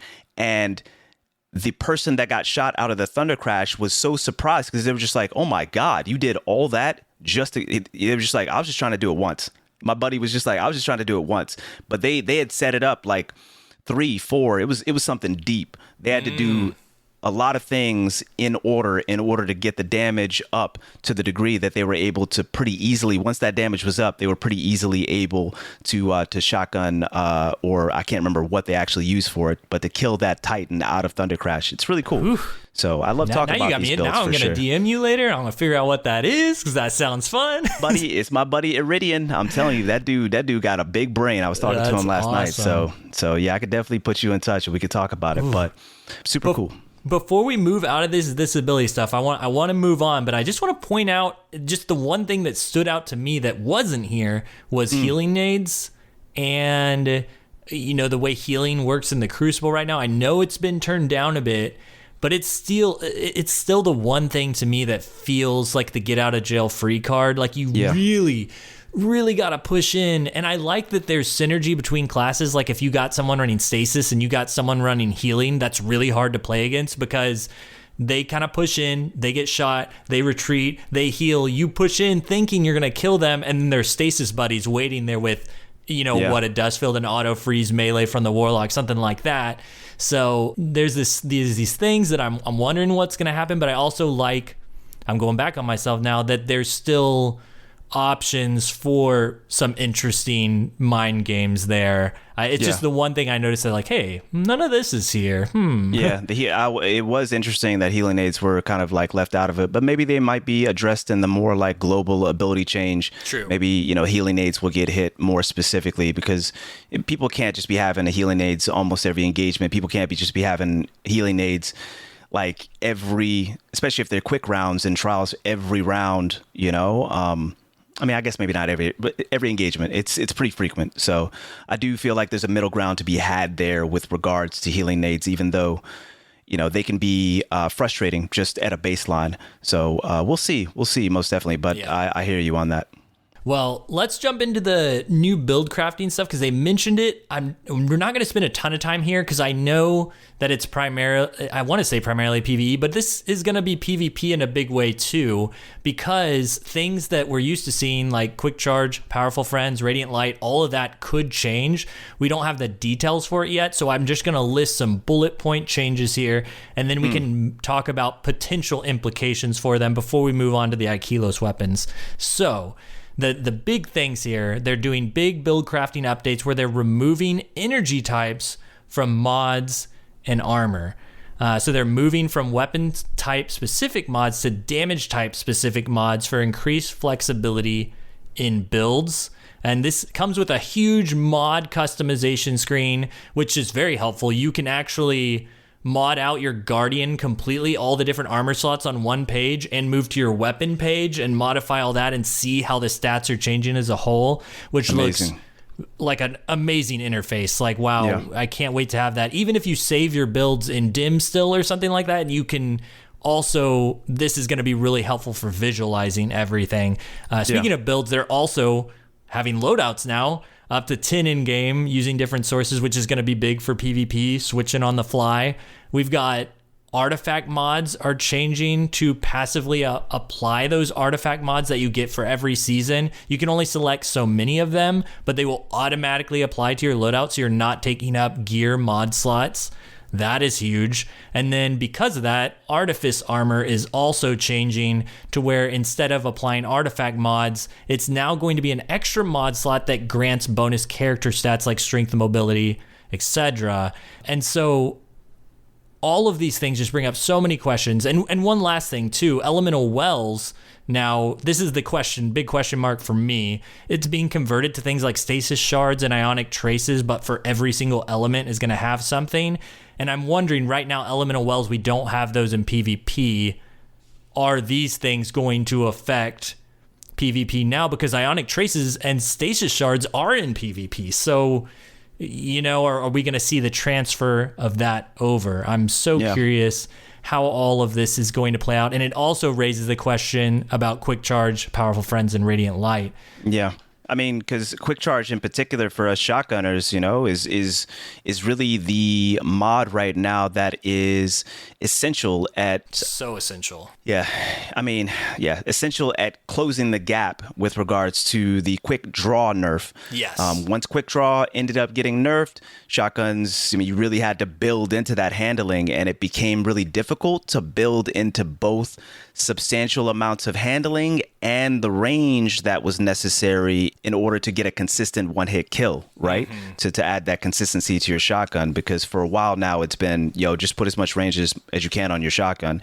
There's a reason why Time Lost Found Verdict with opening shot has been the go-to shotgun for a while, and why Matador at this point and precision shotguns are on the menu, on the table as well. So it'll be interesting to see how the change to Quick Charge ends up playing out and what they may end up doing to it, or including, or adding to the game in order to compensate to allow our shotguns to still feel great on the handling side and to ease some of that pressure of trying to choose consistency or handling.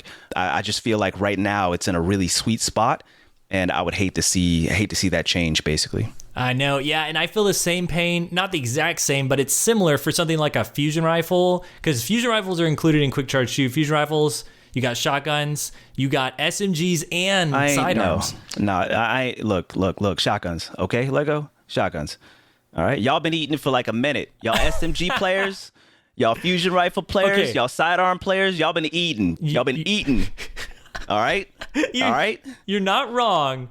But you have to understand that no fusion rifle player, at least not very many of them, there's some that do, don't spec out for handling as much as a shotgun player does. And so when you get a nerf to a fusion rifle on the handling on a fusion rifle that I already only have 15 handling on, and then you're taking away my one way of pushing that up. I need zero handling. Okay, okay, you're right. I mean, you're right. We don't need it. I'm joking. It's just a nicety. No, of course. I'm not letting you joke because you're serious, because it deserves to be said. We're getting off easy. Yeah, fair. Only because of the consistency of fusion rifles compared to shotguns for a while. Not necessarily because they whip out fast. Now, keep in mind, I'm with you though, because the two fusion rifles. Remember, we had that fusion rifle stuff, and I still haven't put out that video, but please forgive me. But remember, we were talking about my two favorite fusion rifles that you suggested, and one of them was that Timeline's Vertex that Xur sold a while back that had Snapshot on it. And for us handling folks, it feels like a dream. And for even folks that during the low impact, what do they call them? I guess it's low impact, fusion rifle meta. Like back in the day, they had high impact stuff. Yeah, they had the low impact ones. They had Cartesian, didn't they? They have naturally rapid fire? Thank you, Jesus. I'm so sorry, everybody. Holy rapid fire fusions! Don't they have intrinsically or inherently higher handling as well? They're definitely more snappier anyway, even if it's not an actual perk on them. They just have a lot of ones with higher handling on them. I'm not sure if it's intrinsic to the frame. Let's see. So slightly faster reload or magazine. It's a slightly faster reload when the magazine's empty. So that's all it really does. I don't think there's any that are snappier by default. The baseline stats for them usually have higher handling. I guess my point is, I don't want to get too far off, but my point is, even I'm sure fusion riflers, a lot of them, and when I put on a fusion, I like to have some good handling on it. So I can definitely relate to folks that may, fusion rifle mains that may be kind of wary, like myself, about the change to quick charge. Well, I know there are a lot of people who don't even use quick charge right now, but what they do use is Powerful Friends in Radiant Light. And it's pretty clear that something is going to happen there. They just haven't specifically said. I know you can read into this and read what you want to here, and this is going to be a funky time as we release these podcast episodes leading up to Lightfall, because there are interviews and articles coming out that each give a little bit more info, so there may be things that we don't cover here or that we didn't see in an interview as we lead up to Lightfall. But of course, we're going to talk about it all as it's released in these TWABs, and as we see it in game, we'll be able to talk about it clear. But what I'm curious about is if Powerful Friends in Radiant Light go away in the sense that they are now, I feel like hunters are going to be the ones that suffer the most. Definitely. Because their class ability relies on mobility, which can be pushed up a lot with here, whereas no other class really relies on these things. So I'm curious what your feelings are on that as a hunter. I'm okay personally with things getting moved down. The only problem is this was kind of it was like a secret negotiation between hunters and the rest of the classes. We're like, hey, we know mobility sucks as a stat to invest into. Y'all got resilience, which is really important. You got recovery, which is really important. We got mobility. So give us Powerful Friends. But now if Powerful Friends gets changed, what's going on with the mobility stat? No, you're absolutely right. And so kind of the crux of it is, if I'm on a hunter, I'm trying to invest at this point in resilience, recovery, and mobility. Of course, all three of those are important for a hunter. But if I'm on a warlock or a titan, people don't care about mobility, because it's not a stat that is universally impactful across all classes. Yeah. So I'm concerned that, for my hunter, which is the character that I play the most, but I'm just hoping that in Lightfall mobility, there's been a lot of community outcry for mobility to be more impactful, for it to get some sort of investment that's necessary, generally necessary across all classes. Right. We'll see. Hopefully with Strand or just in general, they'll kind of have that on the mind, and we'll see something kind of creative. I'm optimistic that we will. Remember that, Resistance just got the flinch resistance, so we just got that. Got that. So I feel like mobility's on the table for getting something, even if it does end up becoming airborne effectiveness, which has been a suggestion for a while, that, increased mobility, just to kind of clarify, increased mobility will also increase to some degree, some moderate degree, airborne effectiveness of your weapons. So interesting. Yeah, it'd be interesting to see. And we already see some of these changes coming over, just ways to build those stats up more in the loss, potential loss. I don't want to say loss because we're not exactly sure what's happening yet, but Artifice Armor, having that new extra mod slot to add some extra stats if we're not having to invest all our energy into Powerful Friends, Charged with Light, Radiant Light, all these things, we have the options to build out our character's stats more evenly and add a little bit of mobility here, add a little bit of recovery there with these Artifice slots. But that just makes me want Artifice Armor in in-game PvP content, which I know probably won't happen because it's a unique thing for dungeons, but I don't know, it'd be nice. Hey, but the suggestion that I would make is comp. Right now, comp only has Rose. And you only get 3, so it's not as if you're playing random games and getting a Rose drop. It'd be nice to get some Artifice Armor out of comp. And it wouldn't be play to win either, play to win is the wrong word. It's like skill to win, where it's like if you're really good, then you get it. It'd just be you play those 3 games. Exactly. Yeah. Even if it's a low drop, just having some additional drops in there would be dope and would be incentive to play it. Because as a PvP main, ideally, I'd like to play PvP for my Artifice Armor instead of, running a dungeon. I'm not saying I don't enjoy dungeons or that the quality of dungeons is just crazy. It's so good. I really like that, the new Spire of the Watcher dungeon. I thought that was done very, very, very well. But if I had a preference, I just like to be in comp and be rewarded for playing PvP, for playing comp, which is where I would like to be ideally. Also, I'll mention this as well. In 2 weeks, we're going to have Duality back up. And this is kind of just like an FYI. We're going to have Duality back up. Duality is the best place to farm Artifice Armor. So get in there in 2 weeks, farm Artifice Armor specifically in Duality. Now, that's not to say you can't get, Artifice Armor from the other dungeon bosses from Master Level or whatnot. But the special thing about Duality, and big ups to my community for putting me on top of this, is that the Artifice Armor that drops from Duality has generally a higher stat level than other drops from other dungeons. So it's a good time to farm it, especially if you're like me and you just, you have a lot of time to invest in the game, and I just want the best, so that I have a lot of, extra room to play around with regards to builds and stats.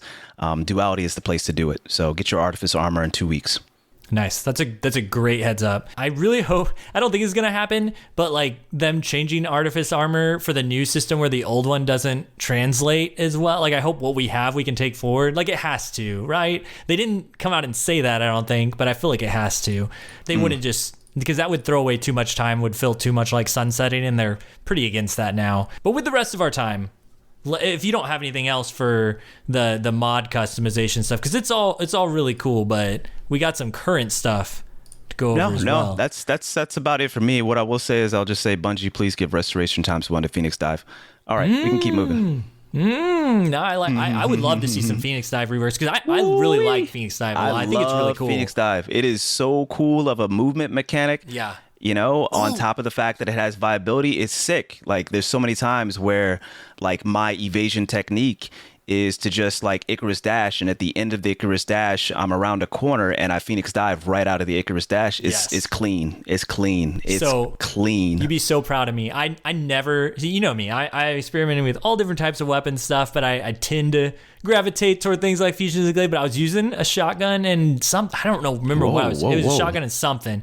And I'm rubbing off, folks. I'm rubbing off. I know. And I was testing out some in-air warlock stuff, and I had the dive on, and it just looks so good. I don't even care that it's effective. I came around a corner. Exactly. I'm pretty sure it was, I don't know if it was comp, but it was a 3v3 something.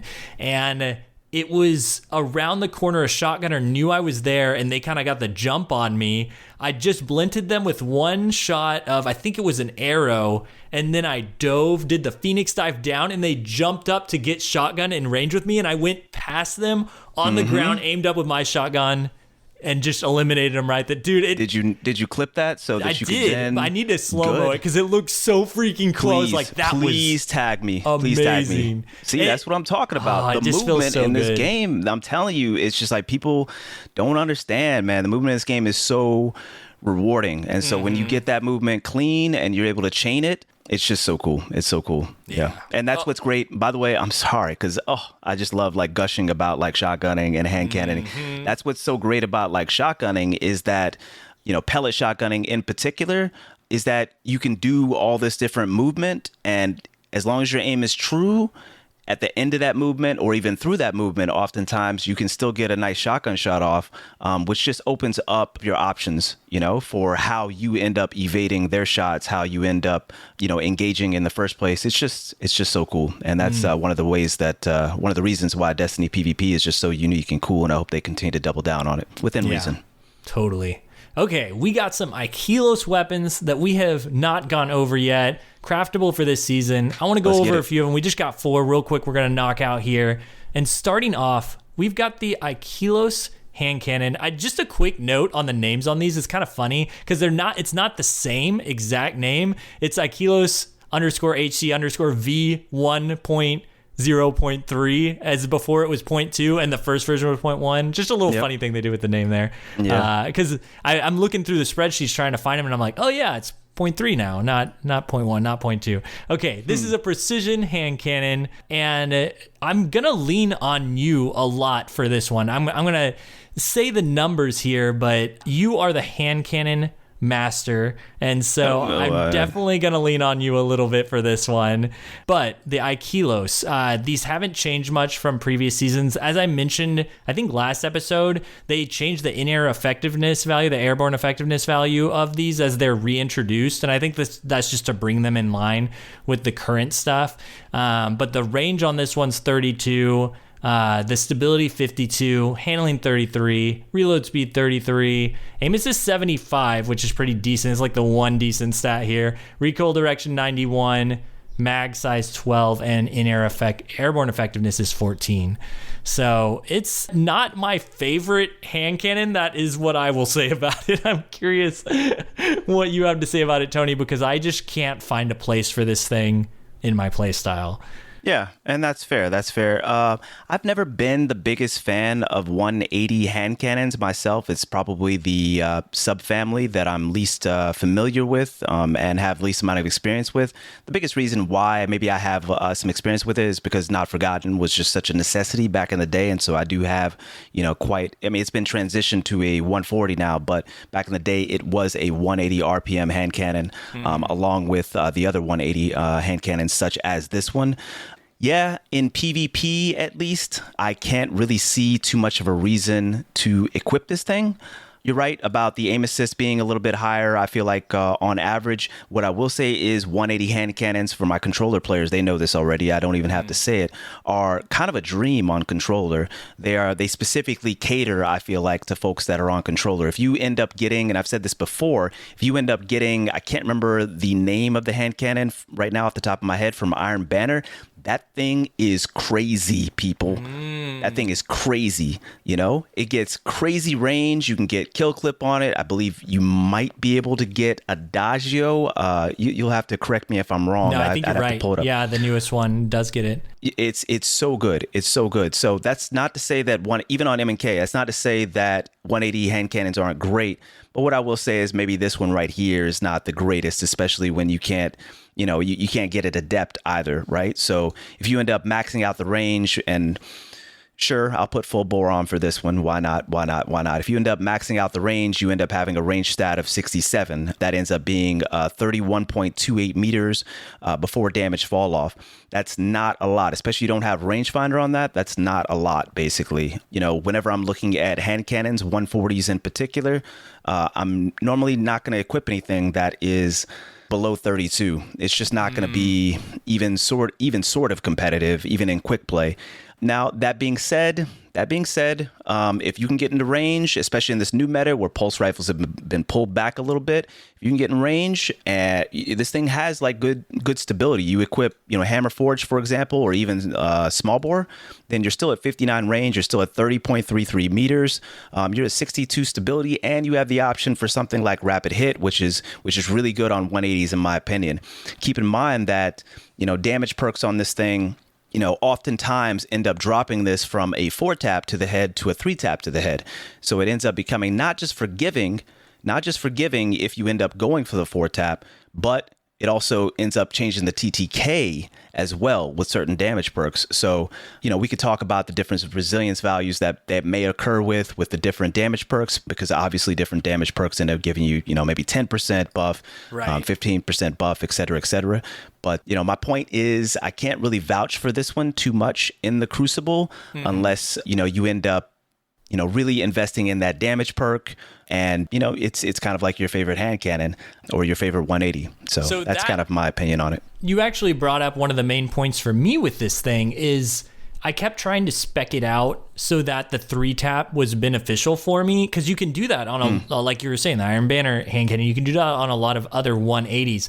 But for this one, if you're going for something like Rampage, or even if you just apply Radiant, it still won't get you the 3-tap at 10 Resil, and that's what's difficult for me. Titans, just say Titans, baby. Yeah, just say Titans. Yeah, we'll go back to it. I'm joking, everybody. I'm joking. No, it's good. You can't 3-tap Titans. It's still 4 shots. It's a forgiving 4 shots, but it's your base time to kill value of 1 second. And what's different than that than other hand cannons that can also be 1 second to kill at 10 Resil is that the other hand cannons can peek in and out of cover. You have to hit those 4 shots on them, and that's a lot more time for yourself to be exposed. So that automatically cancels out Rampage from this perk pool of something that I would want. And so to me, the damage options here, if you're looking for them, are Frenzy or Golden Tricorn. Or Focus Fury, by the way, or Focus Fury. Don't sleep on that. Well, Focus Fury, I guess I never think about Focus Fury because I'm not hitting that many headshots. But Tony, you preach for a second, because it's not for me. It's crazy, man. We're talking about 20% increased damage for 11 seconds, people, and we're just talking about 50% of the mag. But we're also talking about slightly less than 50% if you think of it in a certain way. So the example that I always give is with Crisis Inverted, right? 10 shots in the magazine. All I got to do is hit 4 heads, baby. That's it. And then I'm going from the 70 to like something like 82, 83. Do 20% real quick, Lego, and you could tell me that. Oh yeah, no, it's 3 shots to the head every time with the 20% buff. So yeah, it's still 3 shots to the head. But my point is, you end up getting the damage perk activated much more easily than folks maybe think. And on top of that, it's going off of the base magazine size too. So if you end up putting on like an extended mag or attack mag or an appended mag, it's not going to change. For example, on Crisis Inverted or on this gun, how much does this have in the magazine? This gun magazine is this one 15. has It's not 12. 15. That's 12. Thank you. 12. So my point is, you end up getting on this gun 5 headshots in that magazine, 11 seconds, 20% boost. So long time. It's a long time. It's a long time. So the only downside again to this is that you've got limited range options on this, and so you have to really close the engagement gap. And there's a lot of things that play in that engagement gap, 31, 32 meters, including abilities on top of that. And so that's why I always kind of like advocate for that Iron Banner hand cannon 180 as an alternative. But like I said, the meta is about to change. People are going to be operating in those close ranges. Abilities are about to get toned down a little bit, especially once the global ability change comes in like a season or two. So, pick it up. Now, what I will say as well is if you want to specialize in two things in particular that I see with this is if you want to specialize in in-air hand cannon play, because precision frames actually end up having airborne effectiveness attributes to it that make precision frames specifically geared towards in-air play with regards to other hand cannon subfamilies. So that's one thing. They're naturally better in the air than other hand cannons. But you also get the option for air assault, which gives you 30 airborne effectiveness per stack and maximum stacks of two stacks. Airborne kills grant 2 stacks. You end up getting a stack just by, final blows just in general, or final blows in the air based on what I just said to give you those 2 stacks. That, along with, pair that with your favorite damage perk, maybe like Frenzy or something along that line. But that's one thing, is that it naturally caters to some in-air gameplay, which we're on top of that. Hand cannons in general are about to get a buff. The second thing is Repulsor Brace. I've just been so much in love with Gerfalcons. with the Falcons, and just Yeah. keep in mind that volatile rounds end up proccing repulsor brace. So just go crazy. Get in the air if you want. For example, equip repulsor brace and air assault. Just get in the air and just pop people with the Falcon. Get that repulsor brace and just keep it pushing.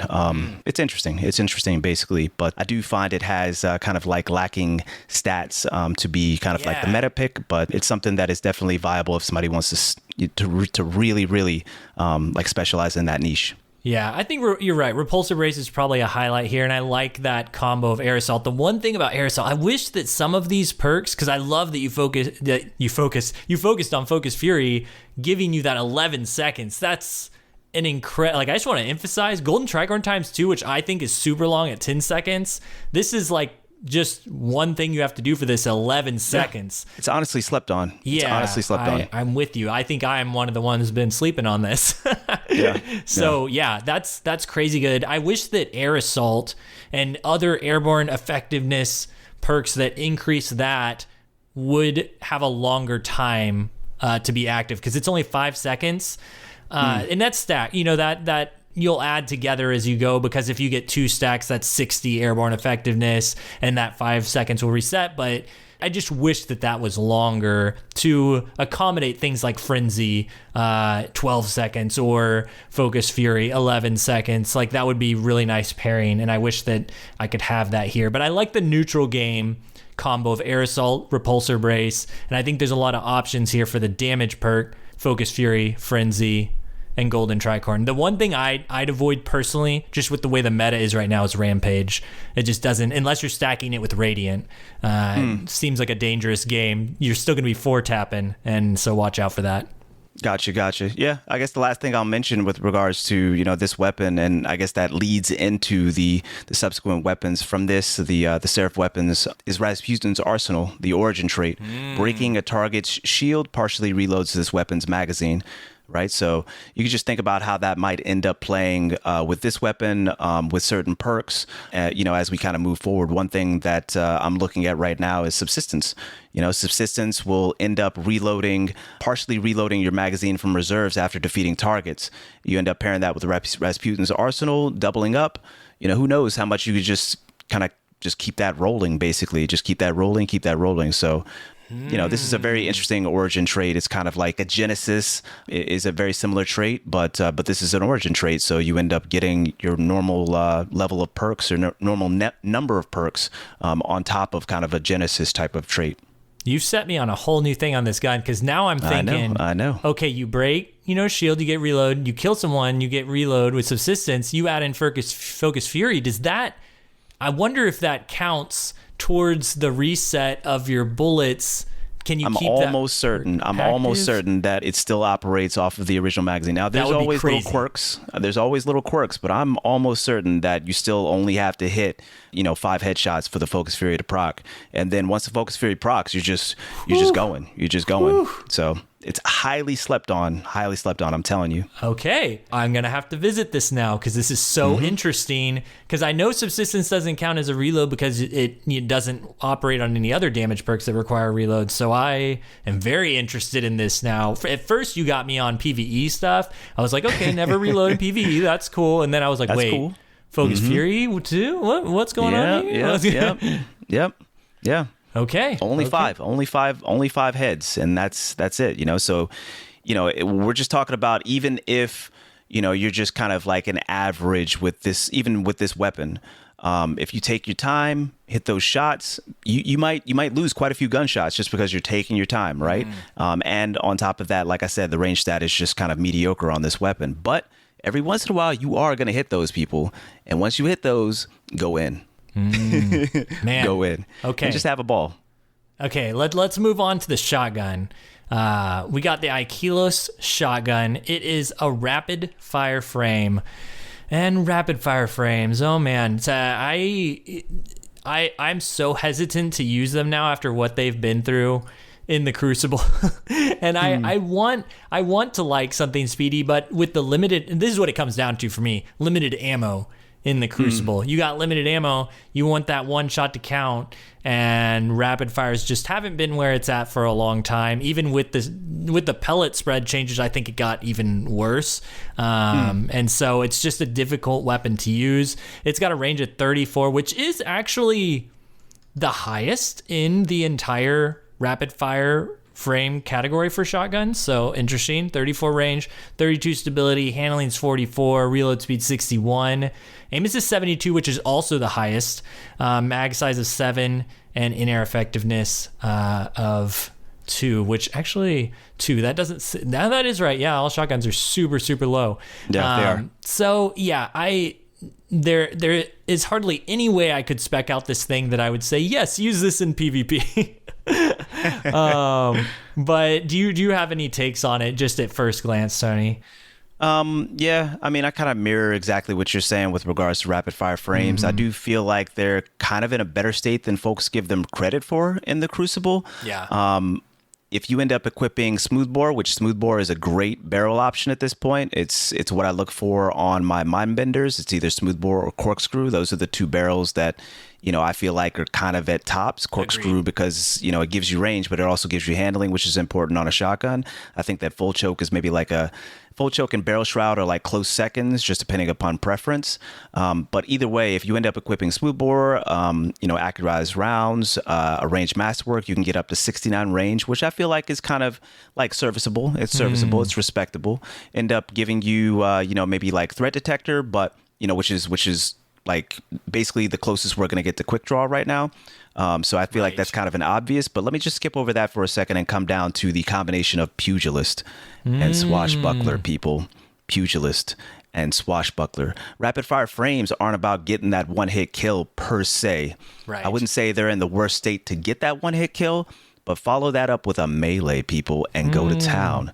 Pugilist. Final blows with this weapon generate melee energy. Dealing melee damage briefly improves this weapon's handling, which is important on a shotgun. Swashbuckler. That's good. This weapon gains increased damage from melee kills and kills with this weapon. Swashbuckler times 5, which is based on just getting a melee kill while this weapon is equipped, ends up giving you, 33.3% increased damage for 4.5 seconds. That is a substantial amount of time, people. Go off. Just go off. Just get on a Titan and just punch and shotgun, and just keep on reloading. And so what I will say about this is that subsistence may be the play here, right? Subsistence may be the play here. You end up maybe even grave robber as well. Melee final blows reload this weapon's magazine from reserves. My point is nice. It's a rapid fire frame, right? So reload perks, particularly for this frame, are beneficial. And so if you end up getting something like subsistence and grave robber, it may prove impactful on you trying to kind of like chain kills. But swashbuckler is the one that really stands out to me here, and to a lesser degree, 1-2 punch. Yeah, and I want to echo a lot of what you just said, because swash times 5 is amazing, and I want to take it a step further because we got the enhanced version. This is a crafted shotgun, which goes to 6.5 seconds. That's right. I forgot about that. So that's a huge, I could stay on this forever because I talk about it a lot, but swash is like, it turns into some sort of rampage once you get it procced, because kills will reset that timer. And, True. And so you can just keep going once you have it active. Of course, for this weapon, not going to matter as much because you're limited to special ammo. So you can't, and it's a rapid fire frame, you're not going to have a ton to work with, but it is still a great damage bonus that can help you hit a little bit further with that 33.3% extra damage, and it lasts a really long time. And the 20% of your melee back from pugilist for getting a kill after you have swash, they're just the perfect synergy. Now, what I will say is if you're looking to do this, I recommend to do it on No Reprieve from last season, the slug shotgun, because body shots with that thing with swash are incredible, and it has pugilist as well. True. And I would play just to give you an example of how powerful pugilist is, I would play a trials match, get the shoulder charge off, get a shotgun kill, just one shotgun kill. By the time the next round started, I had my full melee back up to do it again. I wasn't using anything to give me my melee back other than nothing. Yeah, other than when you use your melee, when it goes out, the stasis mod to give it back, that's all I was using. I wasn't putting down a barricade to refresh the ability. It was just Pugilist, putting in a ton of work. So definitely not something to sleep on. And I like your Grave Robber suggestion too there. Having something to auto reload because you're always picking stuff up is really great as well. I want to throw in additional perks for this. Offhand strike, I feel like you might be hip firing this thing a little bit if you're using it as a close quarter weapon. So if you want to not do any damage tagging, just offhand strike. And I'm not sure what I would pair that with. Still Swashbuckler. Yeah, honestly, Swashbuckler is so good. Yeah, because the thing is, like, say, for example, you end up getting that Swashbuckler ×5 off of the melee. You know, somebody else is rounding the corner on you. Just hip fire. Swashbuckler ×5, 33.3% increase in damage, and then just melee again, and just keep it moving. Just keep it moving. So...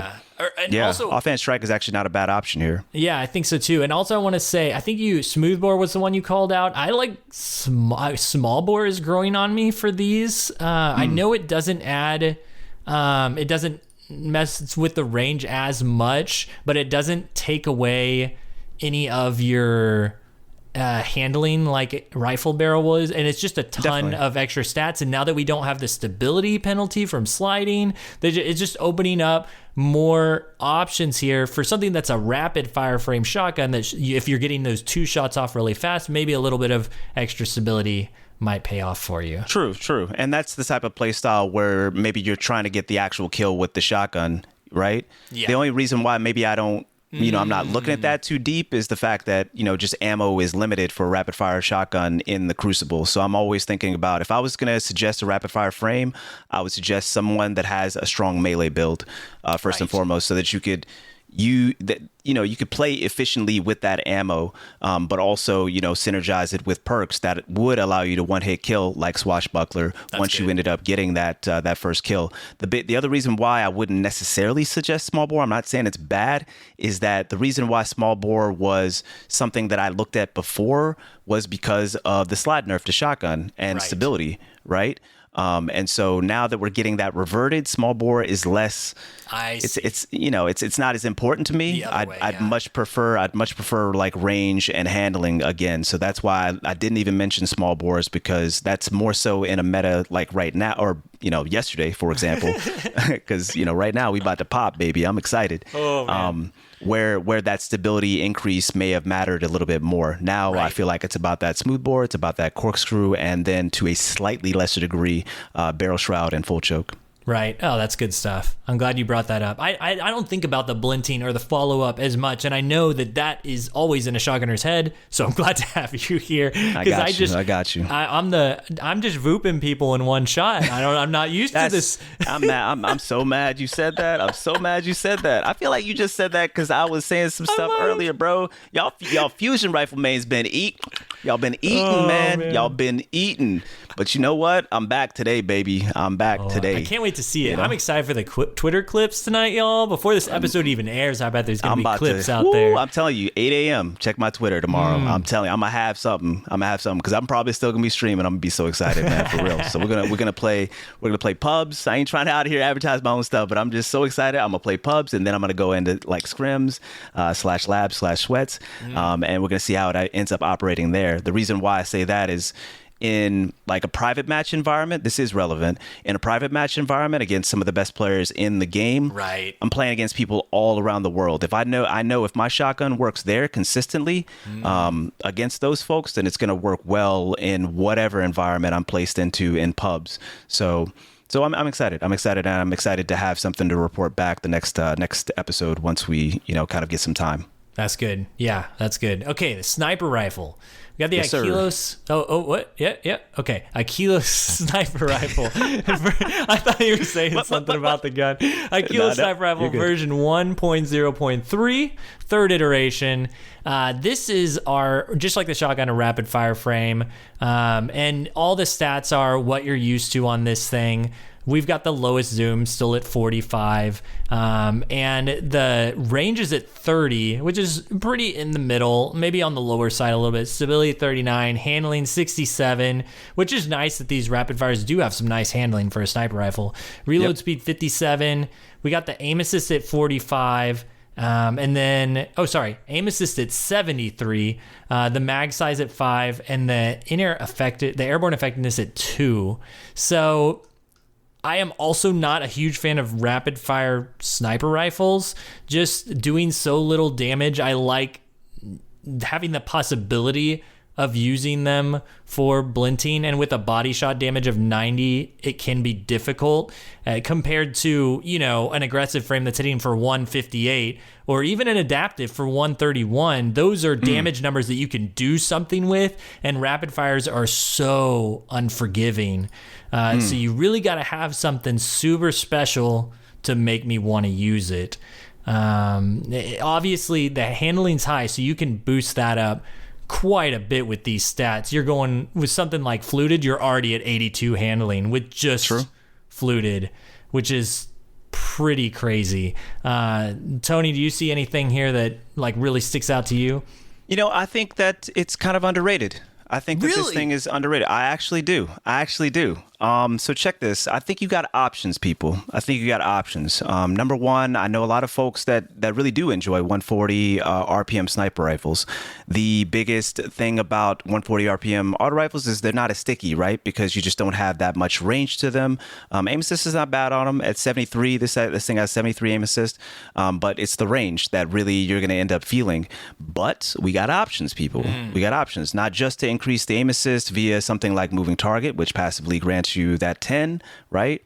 But let me just give it to you. So if you end up equipping full bore, because you don't really need stability per se on this, you're still trying to get that one hit kill on the head, right? It's a sniper rifle, it's a precision weapon, and hitting body shots with this thing just tickles people for the most part, especially if we're talking about these Titans out here. These Titans just tickle. They don't care. They're going to keep on pushing you, baby. They're just going to fusion rifle. They're going to be on something. They're going to have some juggernaut. They're going to do something. So if you end up equipping, for example, full bore accurized rounds and a ranged masterwork, you end up getting up to 65 range, right? But people, if you end up throwing on a fragile focus, you get another 20.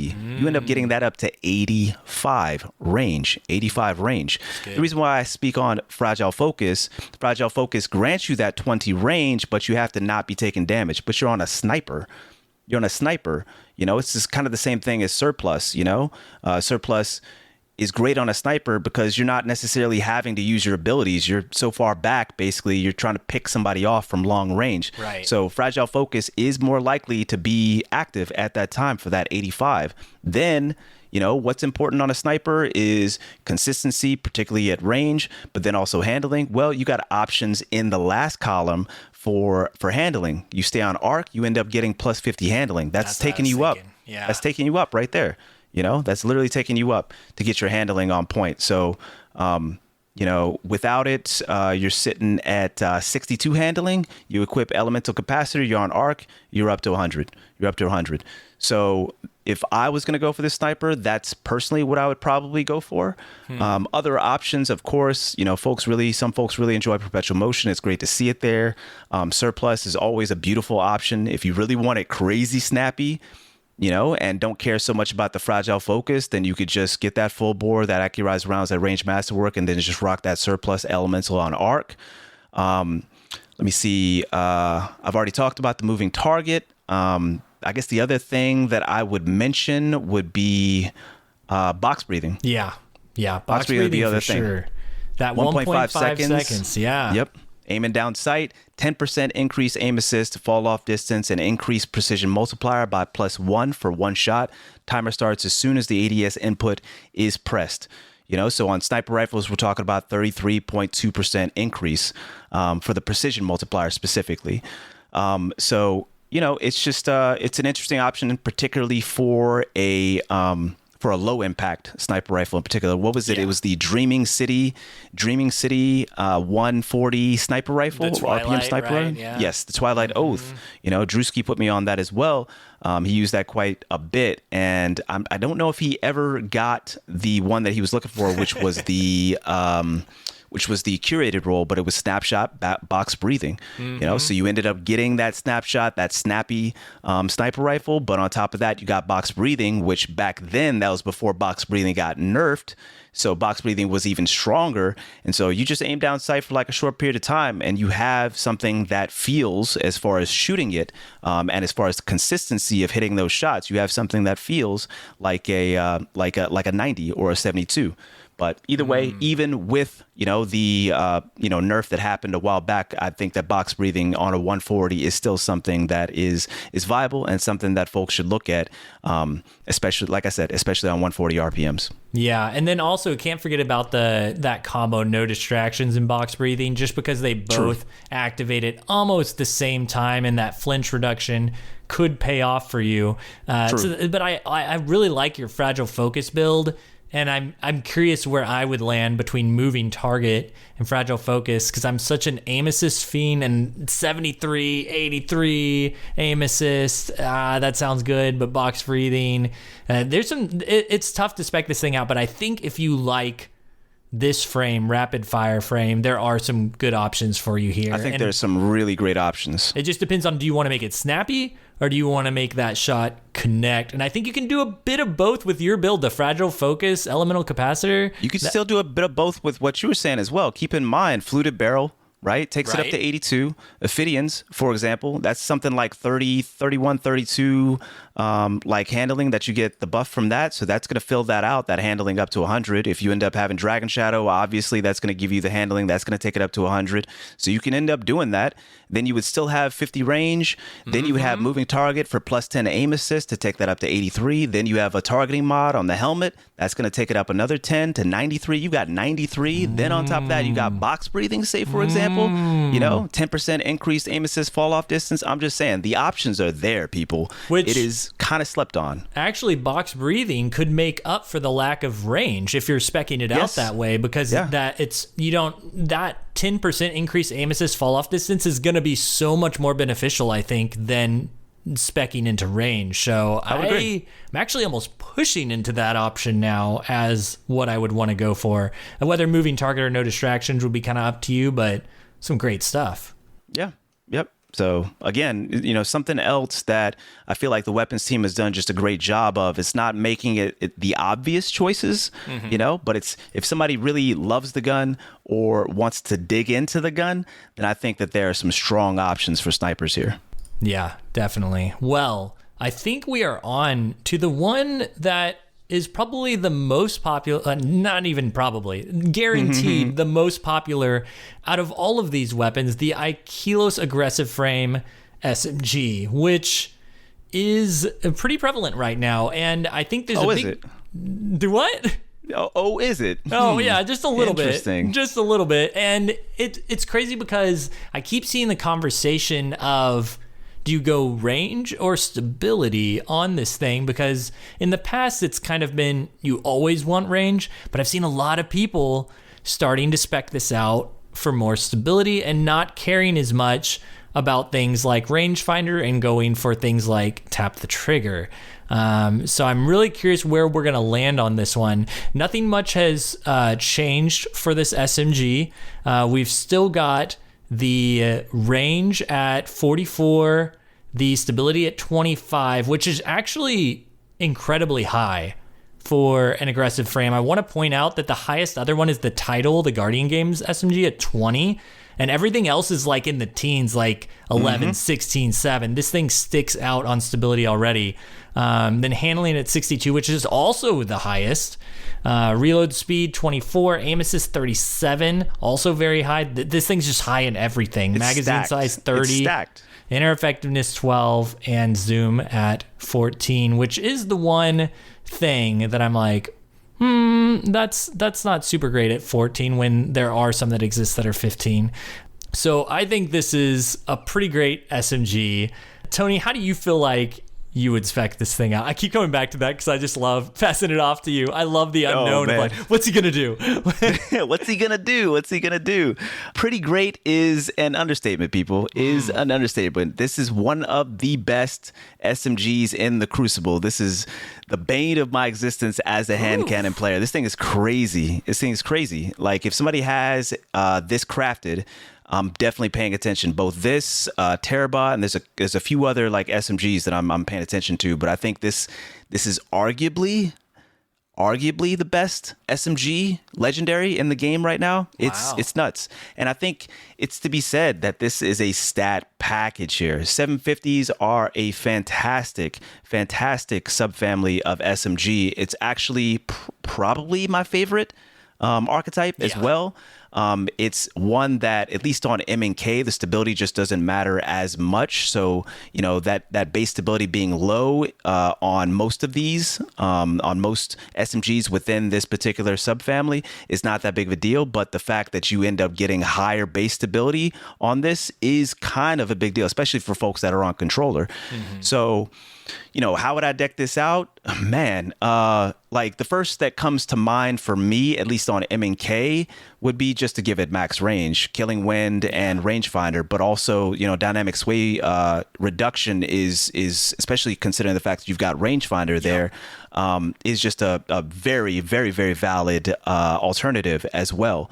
Now, if you're on controller or you like a little bit more stability, which kind of I do, especially since, that extra 5 from full bore and rangefinder, it only takes you down, to 23.33 meters between like hammer forged and full bore. That I said 23.33 meters for hammer forged. Full bore is 24 meters, so it's about 0.75, right? About 3/4 of a meter difference. So that can matter, sure. SMGs, we're trying to like max it out as much as possible, but nonetheless, all I'm saying is you've got options, and especially since this has higher base stability, keeping that stability there, because obviously full bore takes away 10 stability, may be something that even I would look at and give up that extra, 3/4 of a meter. So anyway, you've also got your Seraph rounds as well. Instead of the accurized, I still personally would go for the accurized, considering that's 10 range versus 3 range. But again, especially if you end up having full bore, but you end up either getting on a random drop Seraph rounds, or you just want to craft the Seraph rounds, you could still get 23 meters with Seraph rounds, and you can have some additional like stability. Now, that being said, if I was going to do that, especially with rangefinder, I'd probably still do like hammer forged and Seraph rounds just to get my 32 stability. Yeah. So for me, it probably still is range. It probably still is range. I'd still take this to full bore, accurized rounds, range masterwork, and then I'd go with either Killing Wind rangefinder, or I'd go with dynamic sway reduction and rangefinder. Dynamic sway being a fantastic perk and definitely a worthy alternative to Killing Wind, which of course Killing Wind is going to give you that extra range, mobility, and handling once you get that first kill. So it just ends up doubling down on rangefinder. But this thing has great base stability, just great baseline stats in general. Yes. That's the thing that's, kind of stands out to me. And so that provides some additional options if you want to equip them on the barrels and the mag, et cetera, et cetera. But I think still, range is king on this thing. I've seen it plenty, like I said, in the Crucible. And so those are my thoughts. Anything else? Maybe threat detector, if you really want. Keep in mind that threat detector ends up giving you some stability, some reload. So 15 stability, 15 reload, 0.75 handling animation duration multiplier when within 15 meters of an enemy, and it can stack. So if it's 2 plus enemies, I guess there's just a second level for 2 or more enemies. You end up getting 40 stability, 55 reload, 0.56x, 0.56 times handling animation duration multiplier. So for folks that are on controller in particular that might value stability a little bit more, threat detector may end up being something that is valuable to you. But dynamic sway is probably going to end up being the one to mess with if you're thinking along those lines, just for all the benefits that it provides. You've also got your perpetual motion, which feels great on a variety of weapons, whether it be secondaries or primaries. So that's a worthy alternative. Trying to see what else. Volt shot, we always come back around to that, and it just not because I would select it For me, it would probably be rangefinder or tap the trigger is fantastic as well, especially for my folks that are on controller. I'll say that again, just for consistency perks, just like you said. Frenzy is here as well to give you that 15% increased damage, 50 handling, 50 reload speed for 12 seconds after being in combat for a moderate amount of time. But it's rangefinder for me, and I'll just come back around to Volt Shot because I mentioned it. I just like the perk. I wish it was. I wish it was better. Maybe I don't, but I just think it's so cool. You know, I don't know.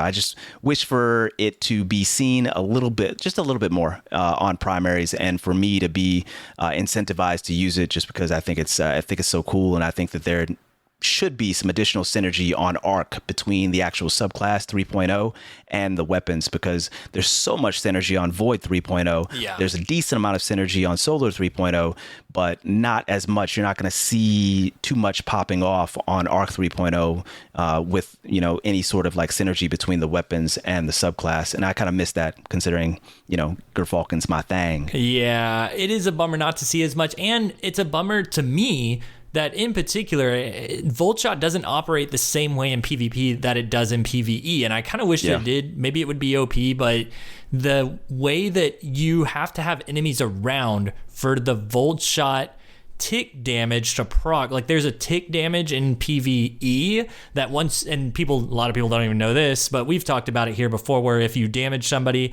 with a Voltshot and they get jolted, there's this tick damage that applies to them as more damage is done to them by other people or you. And so it's this extra damage. And then in the Crucible, that damage is 51 damage chain lightning. Now that only applies to the people outside of them and them. If there are enemies around, if there's no one around, then that jolt doesn't do anything. And I wish that it did. Maybe this is too much, but imagine if you were fighting, and it would be a perfect counter for healing too. Because imagine if somebody healed after you hit them with a Volt shot, they're jolted and they're healing, but they come back around a corner and you damage them again, that extra 51 damage would proc on them from them being jolted, even if they're by themselves. Right now there has to be other people around, and it kind of negates all that work you did to get them jolted. So I wish there was more, like you said, synergy like there is with the other stuff. It just doesn't line up for me as much with Volt Shot. So and that would be cool, though. In any sort of like rework for it, maybe I'd make it slightly more impactful, so slightly more powerful, but then require that it's headshots. Require that it's headshots. So, you know, it's a higher requirement, a higher baseline floor for activating the perk, but more reward. Right. And so that'd be interesting to try to find like a balance between those two, of course. But that would be maybe a possibility that I'd be down for. Yeah. Well, I'm on board with all the perks you suggested there. I would definitely be Dynamic Sway Rangefinder. I'd have to be. I do think it's interesting. Seraph rounds, I wanted to bring those up, because Seraph rounds, they used to give a little bit more than this, but they at least kept their combines the penetration from armor piercing rounds, ricochet rounds, and flinch increases from high cal rounds all in this one perk. And that is insane. That's a good point. Even though it used to, I think it would like increase your aim assist fall off distance used to be. It doesn't do that anymore, but that'd be like rangefinder and all that combined in one. So it was just damage fall off, not aim assist, but still just insane. So it doesn't do that anymore, but it still keeps a lot of its original intent and gives you that range and stability. So I feel like it's a must have for me for that reason over accurized rounds, despite accurized rounds helping in the damage fall off department. I would just rather have all those other benefits. And that's kind of a good point, actually, that I missed. And keep in mind, I guess, just for completeness, that equipping, you know, full bore range masterwork rangefinder and the difference between accurized rounds and Seraph rounds, 23.06 meters with Seraph rounds and 24 meters with accurized. So that trade-off, you're right. It could be like a worthy one. You know, closing that extra just about meter is definitely something something doable, especially something at 23 meters, 24 meters with an SMG. I think that's pretty good. The last thing that I'll mention as well, and I'll toss it right back to you, is Rasputin's Arsenal again. Breaking a target shield partially reloads this weapon's magazine. So, you could just, it's a spitter already, and you just keep spitting 28 in the magazine just by default. And, you have this origin trait that's kind of like a Genesis type trait, where you could just keep on spitting and maybe stick the fight to hit a few more shots that Rasputin's Arsenal would yield you that maybe you missed.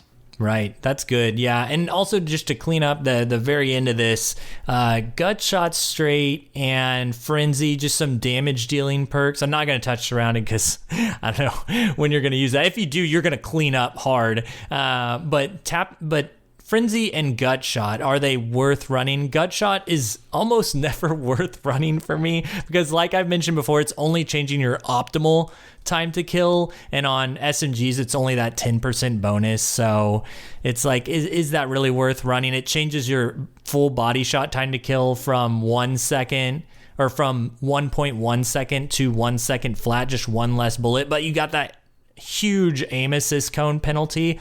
So I don't think it's worth it for me.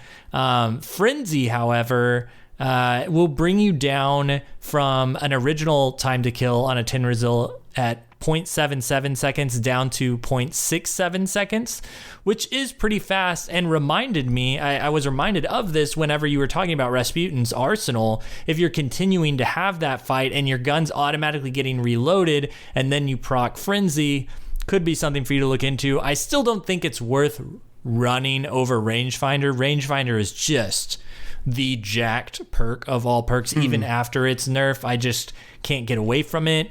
If you don't mind the actual scope increase, Rangefinder is definitely the way to go. I just can't see a way around it. And Bungie, keep in mind, Bungie, please. Rangefinders, it's not that good, right? We don't need to actually. Hey.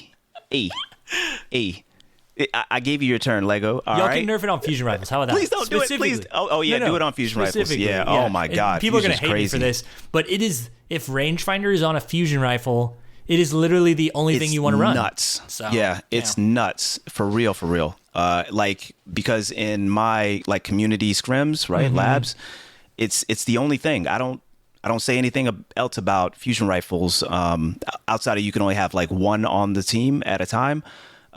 Except for Rangefinder, and it's because of that.